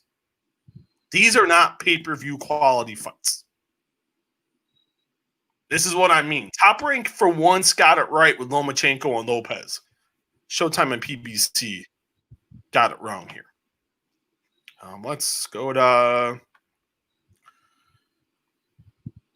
the UFC returns tomorrow night. And yes, the Karate Hottie, Michelle Waterson, returns against Angela Hill. The original main event was supposed to be a light heavyweight clash between top 5 ranked fighters, Glover Teixeira and Thiago Santos. Santos returning after tearing every ligament in his knee in a very narrow title loss to John Jones at UFC 239 last year. But Teixeira tested positive for COVID-19 and the bout had to get scrapped. And they bumped up the co-main event, which was Michelle Waterson and Angela Hill. Michelle Waterson has proven to be a legit attraction. She's drawn over a couple million. She did over like 3 million viewers for a fight with Paige Van Zandt a couple of years ago on Fox. Angela Hill already fighting for the 4th time in 2020. So good on Angela Hill, always one of my favorite fighters. Both fighters coming off losses, though. A split decision loss for Angela Hill to Claudia Gadelha in May at UFC 249. That was a rough card, though. Like, I sit there and think about that. For all the fighters that had to go through that first fight back from the pandemic, like that first fight card's like, man, I feel bad for any fighter here, especially like the losers, because it's like you lost. You can just use like the pandemic as an excuse because it was hard for these fighters to really train. So it's like in a way I felt pretty bad for Angela Hill, always one of my favorite fighters. And Michelle Waterson, I'm trying to get her record here. I just had it up and my computer decided to exit out here. So give me 1 second here. I have it up here. It's Waterson 17-8. Angela Hill is 12-8. And then the record beforehand, I had it here. Michelle Waterson last loss against Carla Esparza by split decision. On the same show, by the way, UFC 249. I love the fight. Second time out of the last 3 fights, Michelle Waterson in the main event. Got wiped out by Joanna Jędrzejczyk in December, and then that tough loss to Carla Esparza back. And it was a very close fight. I had Esparza winning, but it was a very close fight. The fight could have went either way. And a very close loss for Angela Hill against Claudia Gadelha back in May as well. No, the Angela Hill fight was the following week in Las Vegas when it was Alistair Overeem and Walter. A good fight. It's going to be an all-action fight. If you're a fan of groundwork, this fight really is not going to be for you. This fight's really going to be on the feet the entire time. It's going to be a fun one. It's the whole thing of where you look at Michelle Waterson, you know she's too small for 115. She's a 105-pound fighter being forced to fight at 115 because the UFC doesn't have an atomweight weight class. So she's got to fight at 115. And you can tell she's out of her. A lot of the girls are bigger than her. More often than not, it's skill and heart more than ability fighting it. Obviously a giant weight class up. And this is a tough one here. Should be a fun fight. All I will say is if you're betting, don't bet the rounds here. Over unders 2.5. This is a 5-round fight. This fight's going to a decision. So bet the over because you're not getting a finish. This is a big fight for both ladies, and I wrote the preview piece on it that you can catch at DAZN.com /news. I said the winner will remain. The winner gets back in the title picture, and the loser is gonna plummet in an ever-growing women's strawweight division led by Zhang Weili, the women's strawweight champion. I'm going with Angela Hill. She's bigger. She's stronger. I think she's the better boxer. I like Angela Hill here to win the fight. But you never can count out the karate hottie. Michelle Waterson has so much heart. But I really do feel like Daryl, Angela Hill just needs a signature win. The pressure is on Angela Hill here. Michelle Waterson's still going to get big fights. Michelle Waterson's still going to get big deals because she's the karate hottie, and people love her for her looks more than her fighting skill, which I think is saying is she's a great fighter. Yeah. But I think this fight means more for Angela Hill than it does for Michelle Waterson. And I hate that I'm going to say this because we've been doing it too much lately, but I'm going to agree with you. I had Angela Hill. The more I look at this fight, and mainly just because you look at Angela Hill's last fight against Gadelha, she won that fight. I remember we were doing a watch-along, and we were shocked. We don't know what the judges were watching or anything like that. I had to rewatch the fight and everything, and I'm like, how did she not win this fight? And you have to believe she has a chip on her shoulder there. Because coming off a loss. Absolutely. Yeah, absolutely. And then coming off a loss like that, she's going to want it. This fight is not going to go to the ground. It's not, like you mentioned, hit the over on the rounds. I already have it. Already bet it. FanDuel Sportsbook, baby. Already have it on there. Angela Hill's going to win by decisions. And okay. Inserting herself back in the title picture in strawweight division. She was a small favorite. The last one I hit the odds in the piece. My guys at betonline.ag had Hill was like a minus 130. Waterson was like a plus. What did DraftKings Sportsbook have him at? FanDuel. FanDuel. What did FanDuel have? Looking it up right now. So, FanDuel for tomorrow. FanDuel, hopefully you're watching.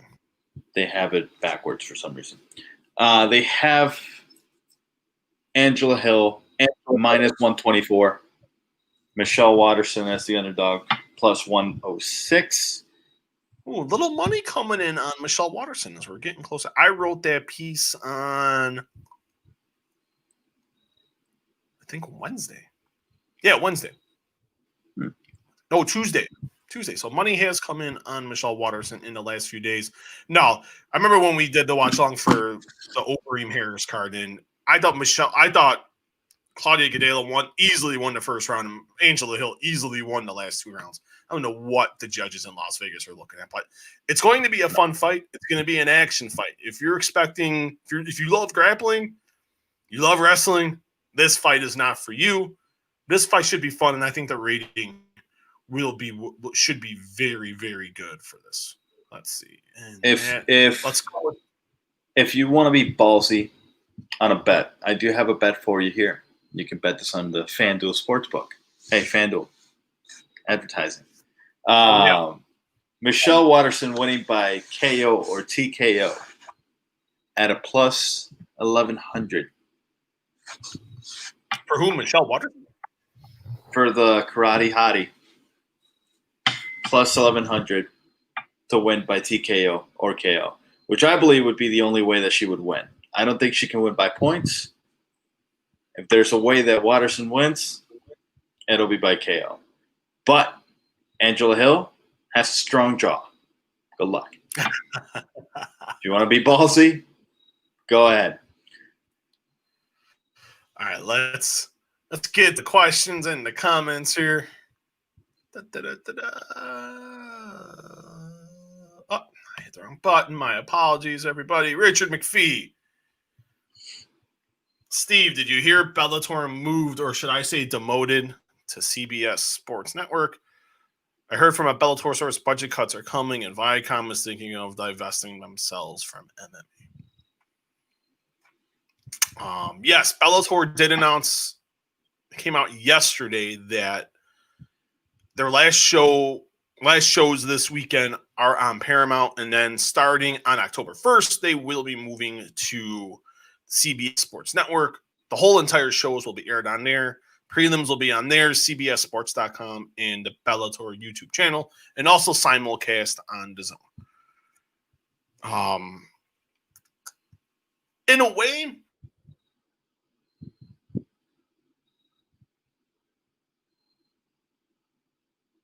I think we lost. I think this is a good.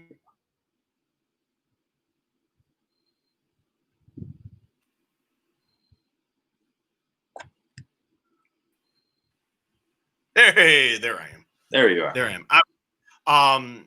You lost me for a second. But yes, Paramount was looking to get away from Bella, and they want to focus more on the programming they have on there now and trying to grow that. And I gotta put my computer down so you can see my face. But it's a step down in terms of viewers. CBS Sports Network has around 50 million viewers. But in a way, I also think this helps Bellator because now you're on a sports-centric channel to where you're on Paramount when you were on Spike, and it was mainly TV and was more or less on a TV channel. Now you're on an all sports-centric channel where you should get more publicity, you should get more hype. And the fact you're going on Thursday, which I don't think is the worst thing in the world if you're Bellator here. Yeah, you're going to be competing with the NFL for about a quarter of the year. But if you put on compelling shows, you're going to get that sports audience to watch. Because not everyone watches football. I know it's hard. People don't understand that, but this is a good move for Bellator. It's a better move than people think. And they're going on Thursdays, and I think that's a great move. In terms of budget cuts are coming, I do know this. The Bellator DAZN partnership, I hate saying life support, but we'll use life support. And they have a year deal, yes, but the DAZN can get out after 3 years. And that's as much as I know. I know DAZN hasn't really been promoting the Bellator shows. They haven't been all exclusive. The first exclusive show, from what I've been told, will be in November, because that's when the Featherweight Grand Prix is going to start back up. So there won't be a DAZN exclusive Bellator show until November, is from what I am told and from what I've been able to gather from people. I have not heard about Viacom divesting themselves from MMA. Viacom's really gone all in on combat. Showtime Boxing, Bellator, thinking about aligning Showtime and the Bacos and MMA shows together. They've really amped up the CBS Sports combat portfolio. They're doing now a daily combat show on their YouTube channel, which I heard is doing very well with Brian Campbell and Luke Thomas. I'm good friends with Brian, so I know, and I checked it out. It's a pretty good show, and they're doing pretty well so far. They're not divesting. Our budget cuts come probably. The budget cuts are going all over the place. But in terms of divesting themselves, I have not heard that. I've only heard that they've really been investing in combat, and they have been, and they've been showing it. So I would be shocked at the latter, but in the former, I could definitely see that happening. More from Richard. SmackDown was blah, but predictable, which equals stale. Predictable. I don't know how you view this, Daryl. I don't always view predictable as stale. Predictable more often than not can be stale. But that's kind of what we were saying earlier about the Reigns Uso program. If I already know what's coming, but you tell a great story to get me to the destination, I'll still watch, because you told an intriguing enough story for me to divest and watch the product. Are you in that agreement, or are you in that, Richard, here? Is that predictable is always stale? No, I agree with you. Predictable is good if you do it right. And the example that I can think of is WrestleMania 30. Daniel Bryan, as soon as he got into that match against Triple H, it became predictable that he was winning the title. Was it still a moment that you wanted to watch? Of course, because it was a very well-told story during that time. Even though they had to change their minds after the Rumble, but whatever. It's something like that. You know it's going to happen, but you still want to see how they get there. I don't think predictable is bad all the time. There are times where it's, if it's done right, predictable is good, in my opinion. No, I agree with that 100%. All right. From Richard. Reigns and Heyman are gold, and further down the line, they have the intrigue of who Heyman will side with, Brock or Reigns. It'll be like a Mega Powers and former stable, WWE sitting on a gold mine. If Brock signs that's back, going to be. sure. We talked about. Oh, Brock's coming back. That's you can virtually stamp that with a guarantee. Even if he does do UFC, I think he'll still fight. He'll still go to WWE. It'd be intriguing to see what they do with that and how they handle it. They have a made storyline there already, and we talked about this when Reigns turned. It'll be interesting to see how they handle it. I don't know which way they go. Maybe they turn Brock baby? Possibility, but I think it's an interesting thing that we have to think about here. All right, let's another comment from there we go. Can't get behind Uso. He deserves no push. He is a constant fuck up with DUIs. That was my thing last week. And one of the main a point I really drove home because of the DUIs. And I stand behind it because I don't think he should. It's one of the reasons why I was against him getting this opportunity. It seems like WWE rewards bad behavior. Yeah. Like, look at Jeff Hardy. How many times did Jeff Hardy screw up? Randy Orton. When Randy Orton was being immature and getting into trouble and doing drugs and testing positive for steroids and being part of a steroid distribution ring, and they still kept pushing Randy. Randy still kept getting every opportunity. No one ever learns when you screw up. Okay, people make mistakes once, okay. But when you keep getting arrested It's like what? It's like the whole inmates running the asylum type of situation. Maybe that's me, but I still feel very strongly about that. I agree with Richard's sentiment here. I'm not saying he doesn't. I can get behind Jey Uso, but in talks of deserving this chance, I think Jey Uso needed to prove himself more as singles, but more importantly as a human being, and show that he can legit stay out of trouble for a significant amount of time, and then if he keeps his act clean, he keeps it together, stays out of trouble, then yeah, if you wanted to give him a title opportunity because he deserved it and kept himself out of trouble, sure, why not?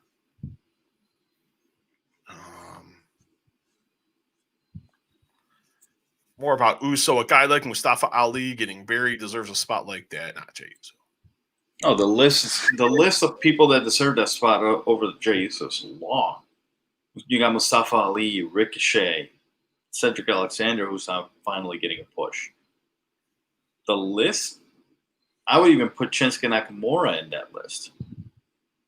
He deserves a bigger push than Jey Uso, but who do you put on the top of that list of guys who deserve? Give me one guy. Cesaro. Okay, I'll go with Ali. I'll go with Cesaro just mainly because I'm just now starting to watch Ring of Honor when it was Claudio Castagnoli.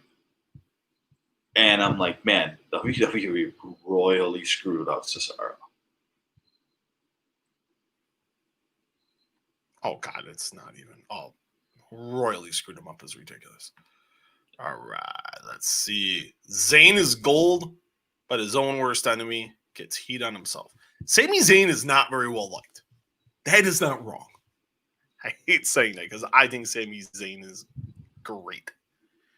But, yeah. I know they weren't happy with him leaving, even though they couldn't do nothing to him because he went home and stayed home for legit reasons because everything going on with COVID. Yeah. Which he had every right to stay home. He didn't want to get sick. And they I know some people there who were not very happy with his decision. They won't come out publicly and say it, but there were some people there that were not happy with Mr. Zayn's decision to stay home. The fall of Sheamus is such a tragedy. All those injuries impacted his push and career. What do you think of that, Daryl? I don't know if I agree with that, really. Sheamus was a product of a lack of depth in the roster. And I think he's a great mid-card character, great in the Intercontinental U.S. title picture. Did injuries throughout his career, of course. He had a bunch of neck injuries. He had, shoulder injuries and stuff like that. But I never saw Sheamus as a top star at any point. Like in 2010, he came out he came out on fire. Like his hair was on fire, but it's because of lack of opponents. Like it was always Randy Cena. Triple H, Edge, Jericho. Like we've already the same song and dance over and over again. He was fresh. He was a rookie. He had a good look. You know what? It ended up working. But after that, his character grew stale. He ended up coming back with a funky new look, and after that, Sheamus has never been the same. Like I would put him in an Intercontinental title picture, and that's it. That's the last push you can get. After that, you turn into a veteran that's putting over talent. Okay, I don't disagree with anything you said there. It's spinal stenosis. I have spinal stenosis. It's not fun, and the work I know he put in. So I put it in the same work. It's a daily struggle. I commend him for being able to get back into the ring. And it is a tragedy because it's another wrestling tale of neck injuries that have derailed what was looking like a pretty good career. And I can feel his pain. in that essence. I wasn't making 7 figures a year, but I can understand his plight in terms of injury, and the fact that he even has made it back to the ring is a testament to him, and I commend him for that. I like the tag. I like when he was doing tag teams, and I like the role he's in now. I think the ring gear he comes out in is pretty damn funny. Yeah. I think him and Cesaro were just fantastic stuff. They should have never gone away. The bar. We are the bar. That was great stuff. That tag team was amazing. Morrison, another comment from Richard. Morrison, so much potential but wasted. Leaving Impact means the WWE money must be good. Because Morrison left WWE because of being misused and now back to more of the same. It's not wrong. Poor John Morrison. You look at this guy. Hell of a talent. Tries his hand at going to Hollywood. Just did some stunt work. Went to Impact. I thought he had a great run in Impact. I thought he was awesome at Lucha Underground. He would have been better served by going to AEW or staying in Impact. Because you can just, man, he brought him back. He got paid a ton. And by ton, guys, I mean a ton to come back. And in one turn, you can't blame him for coming back for a ton, and I mean a ton of money. I get it. But Daryl, when's enough in terms of money? You're starting to see more guys turn down the ton of money and decided to go apply their trade elsewhere. And there's 3 guys that have left that we have not. They're now all in AEW. One of them just showed up 2 days ago. That could have taken more money, but he chose to leave and turned down the contract and ended up getting released. Morrison's getting wasted here. I know him and Miz are like best buddies, but on one hand, I bet he's probably not. Hey, I'm taking less bumps. Yeah, I'm doing the job, but man, I'm getting paid a crack ton of money to do less work and get to team with one of my buddies. Maybe for now that's creatively fulfilling, but to me it's wasted potential because this guy's got superstar written all over him. It's always been a waste of potential.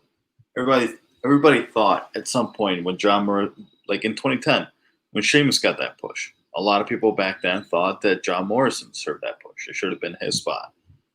Instead, he was fighting for like the Intercontinental title with Kofi Kingston, and they were putting on good matches left and right. They were doing their job, but they never could get that push from the old man. It's like, hey, you're gonna be a superstar. We're gonna ride with you. He went to Impact, became the champ. He was a world champion. Went to Lucha Underground, killed it, became the world champion. Went to AAA. Johnny. He was awesome in AAA. Yeah, he was awesome in AAA. Yeah. Also in Lucha Underground, too. What character was he in Lucha Underground? He was Johnny Mundo. Johnny Mundo, that's right. Johnny Mundo. He was awesome. Yeah. It's stuff like that. And Lucha Underground, a lot of people gave it flack because it didn't last as long as it did. But that was 4 seasons of great stuff. Like, people tend to forget a lot of the characters. Ricochet was, I forgot his name. And I think he froze on here. Oh, Puma. King Puma. King Puma. Yeah, King Puma. And he was fantastic in that role. Absolutely. He was Mil Muertes, who was El Mesias in AAA. Awesome character. Judas Priest in TNA. Want to talk about misused character, that guy. All right, let's go. I like this one here. I could talk about Lucha Underground for days, man. Richard, Otis will cash in the WWE mentality be to give a competitive match and lose and hope to get the rub. And before we keep going, everyone, we're getting a lot of people coming in and out. Just leave questions and comments, guys. We're sitting here, and I always say, I don't care how many questions there are, we will read through them all. We will break them down. We will discuss them. Even if it's only for a short amount of time, we will get into every question. We will get into every comment. You guys take the time to watch. You take the time to listen. The least me and Daryl can do is answer the questions and answer the comments. I got a feeling I feel like I agree with Richard here. And I don't want, and not because it's you, Richard. I hate the fact that I know WWE is going to do to Otis what happened to Sandow. I don't care about Baron Corbin. Baron Corbin buried himself in that situation. But Sandow was so over that people wanted him to win, and he lost. And that's the mentality they had. Oh, well, he's getting the rub. Steve, he's having a good match with Big Match John. It's like, this is the worst thing to happen to Damian Sandow. And after that, it was fell off a giant cliff. I feel like the same thing here is going to happen to Otis. He should have never. He should. I don't think he should have been in the whole match to begin with. You're gonna kill the poor character before it even gets started. Yeah, I like the character. I think the character's great. I just don't think going this way. I don't think they're going the route they're going. Like, I don't get me wrong, I love looking at Mandy Rose. I think the way you pay this off, if you're not going to give him the title, is you have Mandy cost them. It's the only logical way you can go here, in my honest opinion. Yeah. All right, let's get to the next one. Richard. Reigns stealing the pin and that heel fashion was nice. Very predictable, building tension between cousins. I just don't care about this angle. I've seen this sentiment on Twitter, and I've seen this sentiment on Facebook. Richard, this is what I love about wrestling. That's why wrestling fans are the absolute greatest fans. Combat sports fans in general. Why the combat sports fans are the greatest fans. I just don't want to single out wrestling. So I think there's awesome fans in MMA and there's awesome fans in boxing. I know people that didn't like this. I was a fan of it. Daryl, I know you were a fan of it. They made me a believer this week. I can get along on this train. And we talked about this earlier. Let's see how they do it next week. And let's see how they do it the following week. How they do the go-home show. Yep. So far, 2 weeks in, I'm invested. Now you gotta get me to the finish line. Let's see. All right.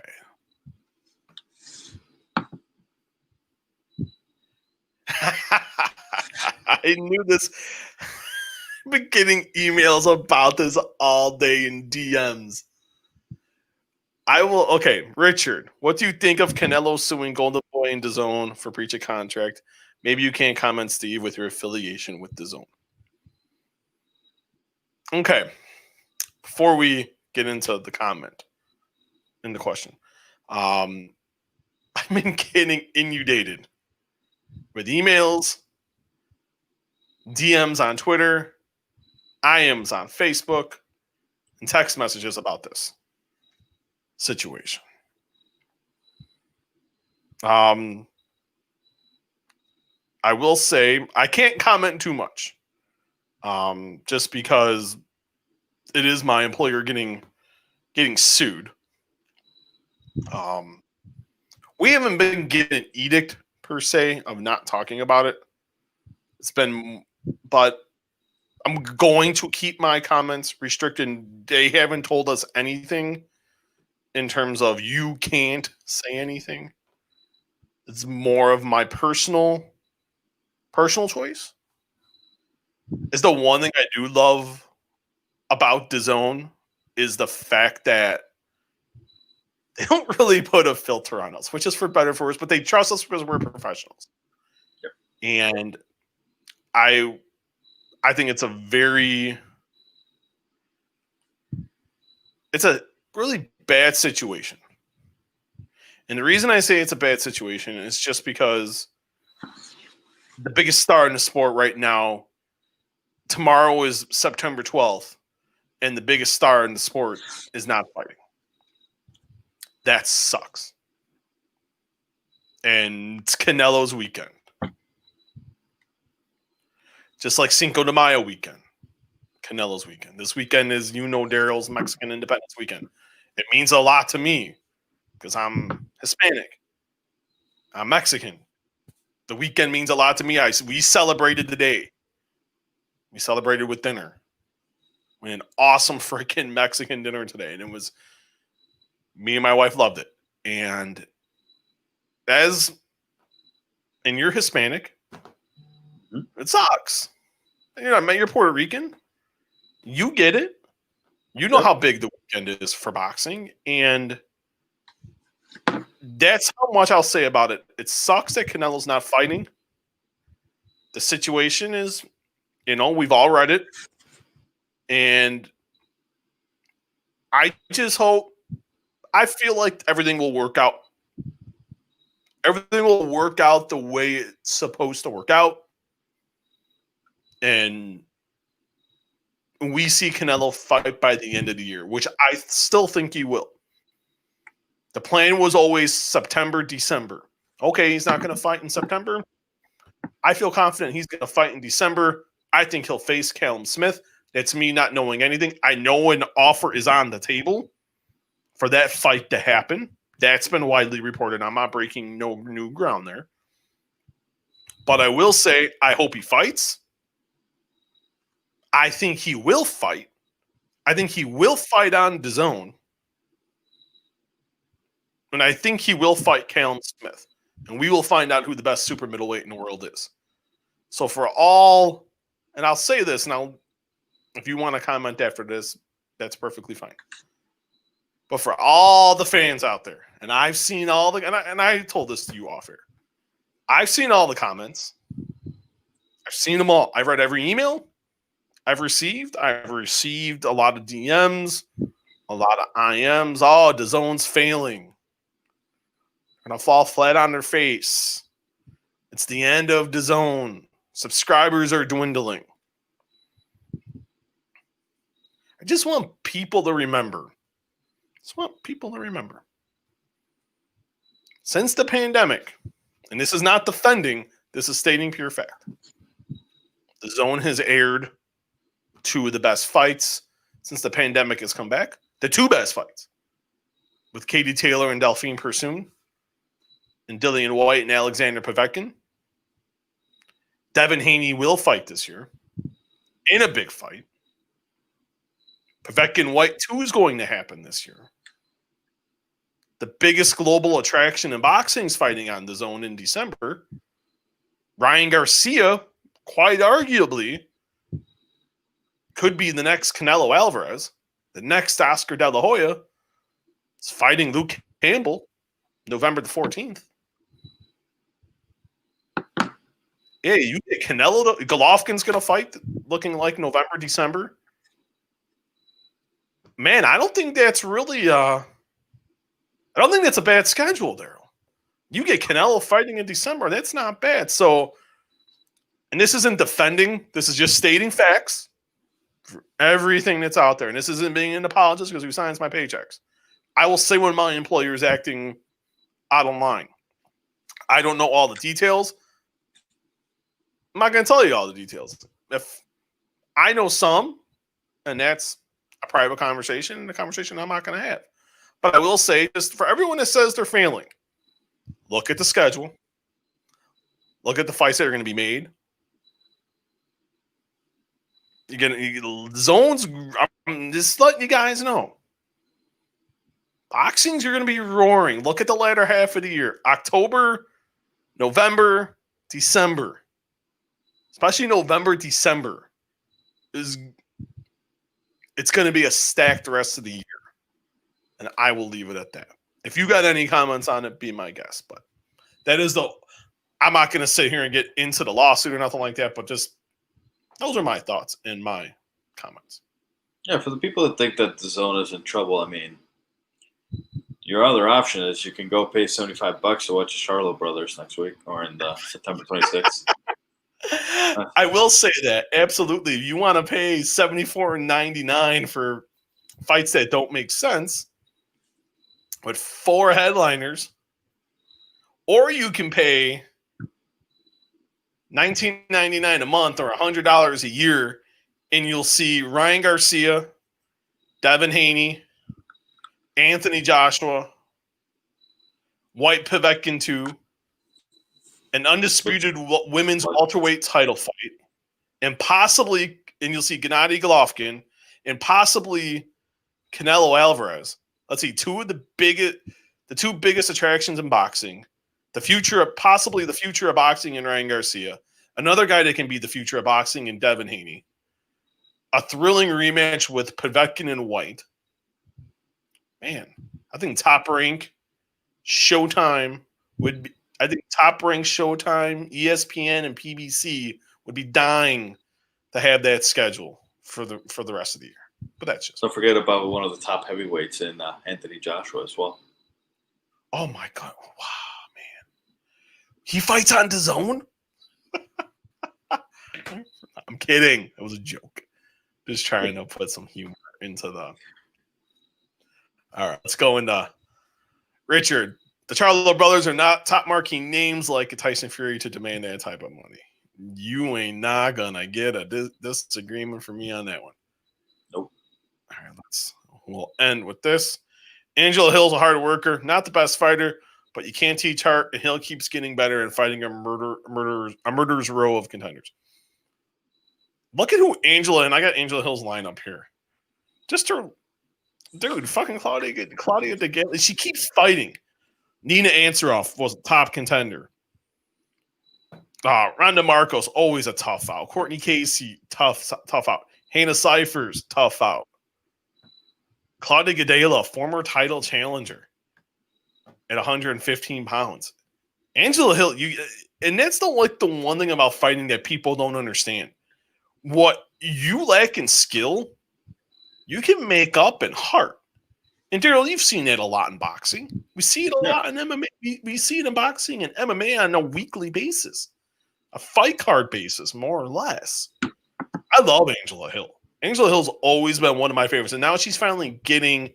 Yeah, she's 12-minute. Yeah, is it the sexiest record in the world? No, but she has something. She's the first African American fighter in the UFC. That's pretty cool. Cool story just right there. And ESPN told a great story about that this week. If you guys haven't checked it out, go to ESPN MMA's YouTube channel. A fantastic feature on Angela Hill. Definitely check that out. And it actually aired on SportsCenter today. It was pretty cool. So make sure you guys definitely check that out. But Angela Hill's sneaky, man. I'm telling you right now, it's a fun fight tomorrow night. I mean, event's going to be some fun. I'm telling you guys right now. If you guys want to see action, tune in tomorrow because that's going to be. I don't think they're ever going to go to the ground. They're going to remain on their feet. So if you're looking for grappling, this fight is not for you. If you're looking for a banger, tomorrow night's a good night because you got UFC, you got some Bellator. I'm trying to remember what box, and you got Mean Machine coming back tomorrow night, Top Rank Boxing, a lower level card, but Mean Machine looking to bounce back from his loss to Terrence Crawford. It's a sneaky little good card. So I'm looking forward to that. Card's on ESPN Plus. You have on also ESPN Plus will be the Michelle Waterson Angela Hill fight. And then Bellator will be aired simulcast on Paramount Network and DAZN. A good headliner, Juan Archuleta against Patricky Mix. That's a solid fight. I think Juan Archuleta wins that fight. But it's a sneaky good Bellator card, and that should be some fun. And it is that time. It is the end of the evening. We went and answered every comment and every question. We just lived up to our word, and we always make sure we do that because we do appreciate you guys listening, following, and watching. Daryl, how can the fans find you, my friend? since you have been gone for a minute, let the peeps know how they can find you. So you can follow me here on Twitter at DY21, and then on Instagram, Daryl 17 Rivera, or the Walkway to Fight Club, all lower caps. Then Facebook, I'm tagged somewhere around here. If you want to be my friend. Man, that's it. That's all you gotta do to be your friend. Wow, I wish I'd have known that. Friendly guy. You can find me on Twitter at Muehlhausen JR, and you can find me on Instagram at Muehlhausen MMA. I keep meaning to switch my Instagram to the same thing as my Twitter, and I just always forget. I'm not just like a big Instagram guy. I don't know why. I could never, just in all honesty, get into Instagram. It's not my cup for of tea. everybody. It's not for everybody. It's not. But you can find, though, if you're watching on YouTube tonight, you can just go. All you got to do, guys, it's simple. The Walkway to Fight Club YouTube channel. Just subscribe. It's not hard. If you're watching on YouTube, hit that subscribe button. Then when you're done, give it the old thumbs up. You want to give it a thumbs down? Let us know why. We're always looking for ways to improve. Or if you're not on YouTube right now, just go to YouTube, type in the Walkway to Fight Club. Boom, boom. Ton of great stuff on there. We got The Miz. We got Chris Jericho. We got Anthony Joshua, Deontay Wilder, Dana White, Bill Goldberg, CM Punk. I have a great interview I just did that's up there with actor Cassius Corrigan, who it's an amazing story. They took a film that was a very, very low budget film called Huracan. Shopped it around all the festivals, all the major ones, and got a great, unbelievable review in the New York Times, which is, for books and movies, that is huge, especially for very low budget independent films. Got picked up by HBO and started premiering on HBO today. He gave me like almost a half hour of great stuff. So definitely, you guys check that out. I'm going to have an article on it at the beginning of next week for Sporting News and DAZN. So, but I wanted to get the video up, but an article will be up on it. I'll have that up at the beginning of next week. But a lot of cool stuff in the pipeline. I promise. I am a man of my word. I haven't even told Daryl yet. Daryl doesn't even know. With stuff that's just kind of come up on the pipeline here. So that's going to be coming up end of the month, beginning of November. We got some stuff coming up throughout the remaining month of September. You can find the Walkway to Fight Club. If you're watching on Facebook, it's simple. Give a reaction to the video. We got a lot of reactions tonight, so that's awesome. Thank you guys so much. I know it's Friday, but it's rainy. The weather sucks. So you guys come in, you watch my handsome face and that kind of handsome face. However you guys want to. Should I replay the intro? Because this is a total 180. Dude, you turned down J-Lo. I did not turn on J-Lo. I was just saying I can't compare myself to J-Lo. No, and don't get me wrong, I know Kayla's going to be the future Mrs. Daryl Rivera. She better be. She better be. You do her right, by the way. Because if you don't, I'm going to kick your ass. Oh, damn. Because you are a good man. She is a good woman who sticks by you. Behind a great man is in this saying, and I've learned this being together almost 12 years with Lynn and being married for almost 6. Behind a great man is an even more fantastic woman. So, agreed.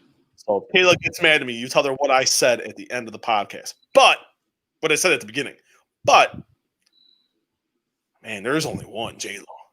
And you get a chance one night to ride the train. Chugga. I wouldn't mind her being the caboose.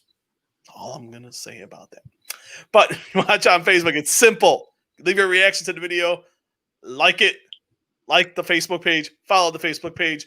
Or just type in, guys, the Walkway to Fight Club. Just go to like. Likes are starting to slowly go up. Greatly appreciate it. It does mean a lot. We got a Twitter that we really got to work on at Walkway Fight. And like we were talking about Instagram earlier, Walkway to Fight Club. Look for this logo. There will be no podcast tomorrow. There will be one Monday, maybe Sunday. I gotta see what Daryl's schedule is for Sunday. I thought of something today that I thought was an anniversary is coming up, and I wanted to see if Daryl is intrigued by doing this. I think it would be pretty cool. But we'll definitely be back on Monday night for Monday Night Raw.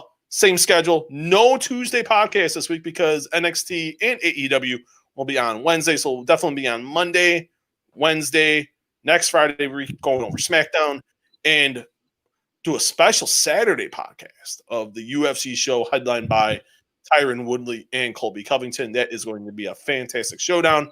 But for the handsomest man, not only in Puerto Rico, but all the land, DY Daryl Rivera, this is Stephen Muehlhausen. Peace. We're out of here.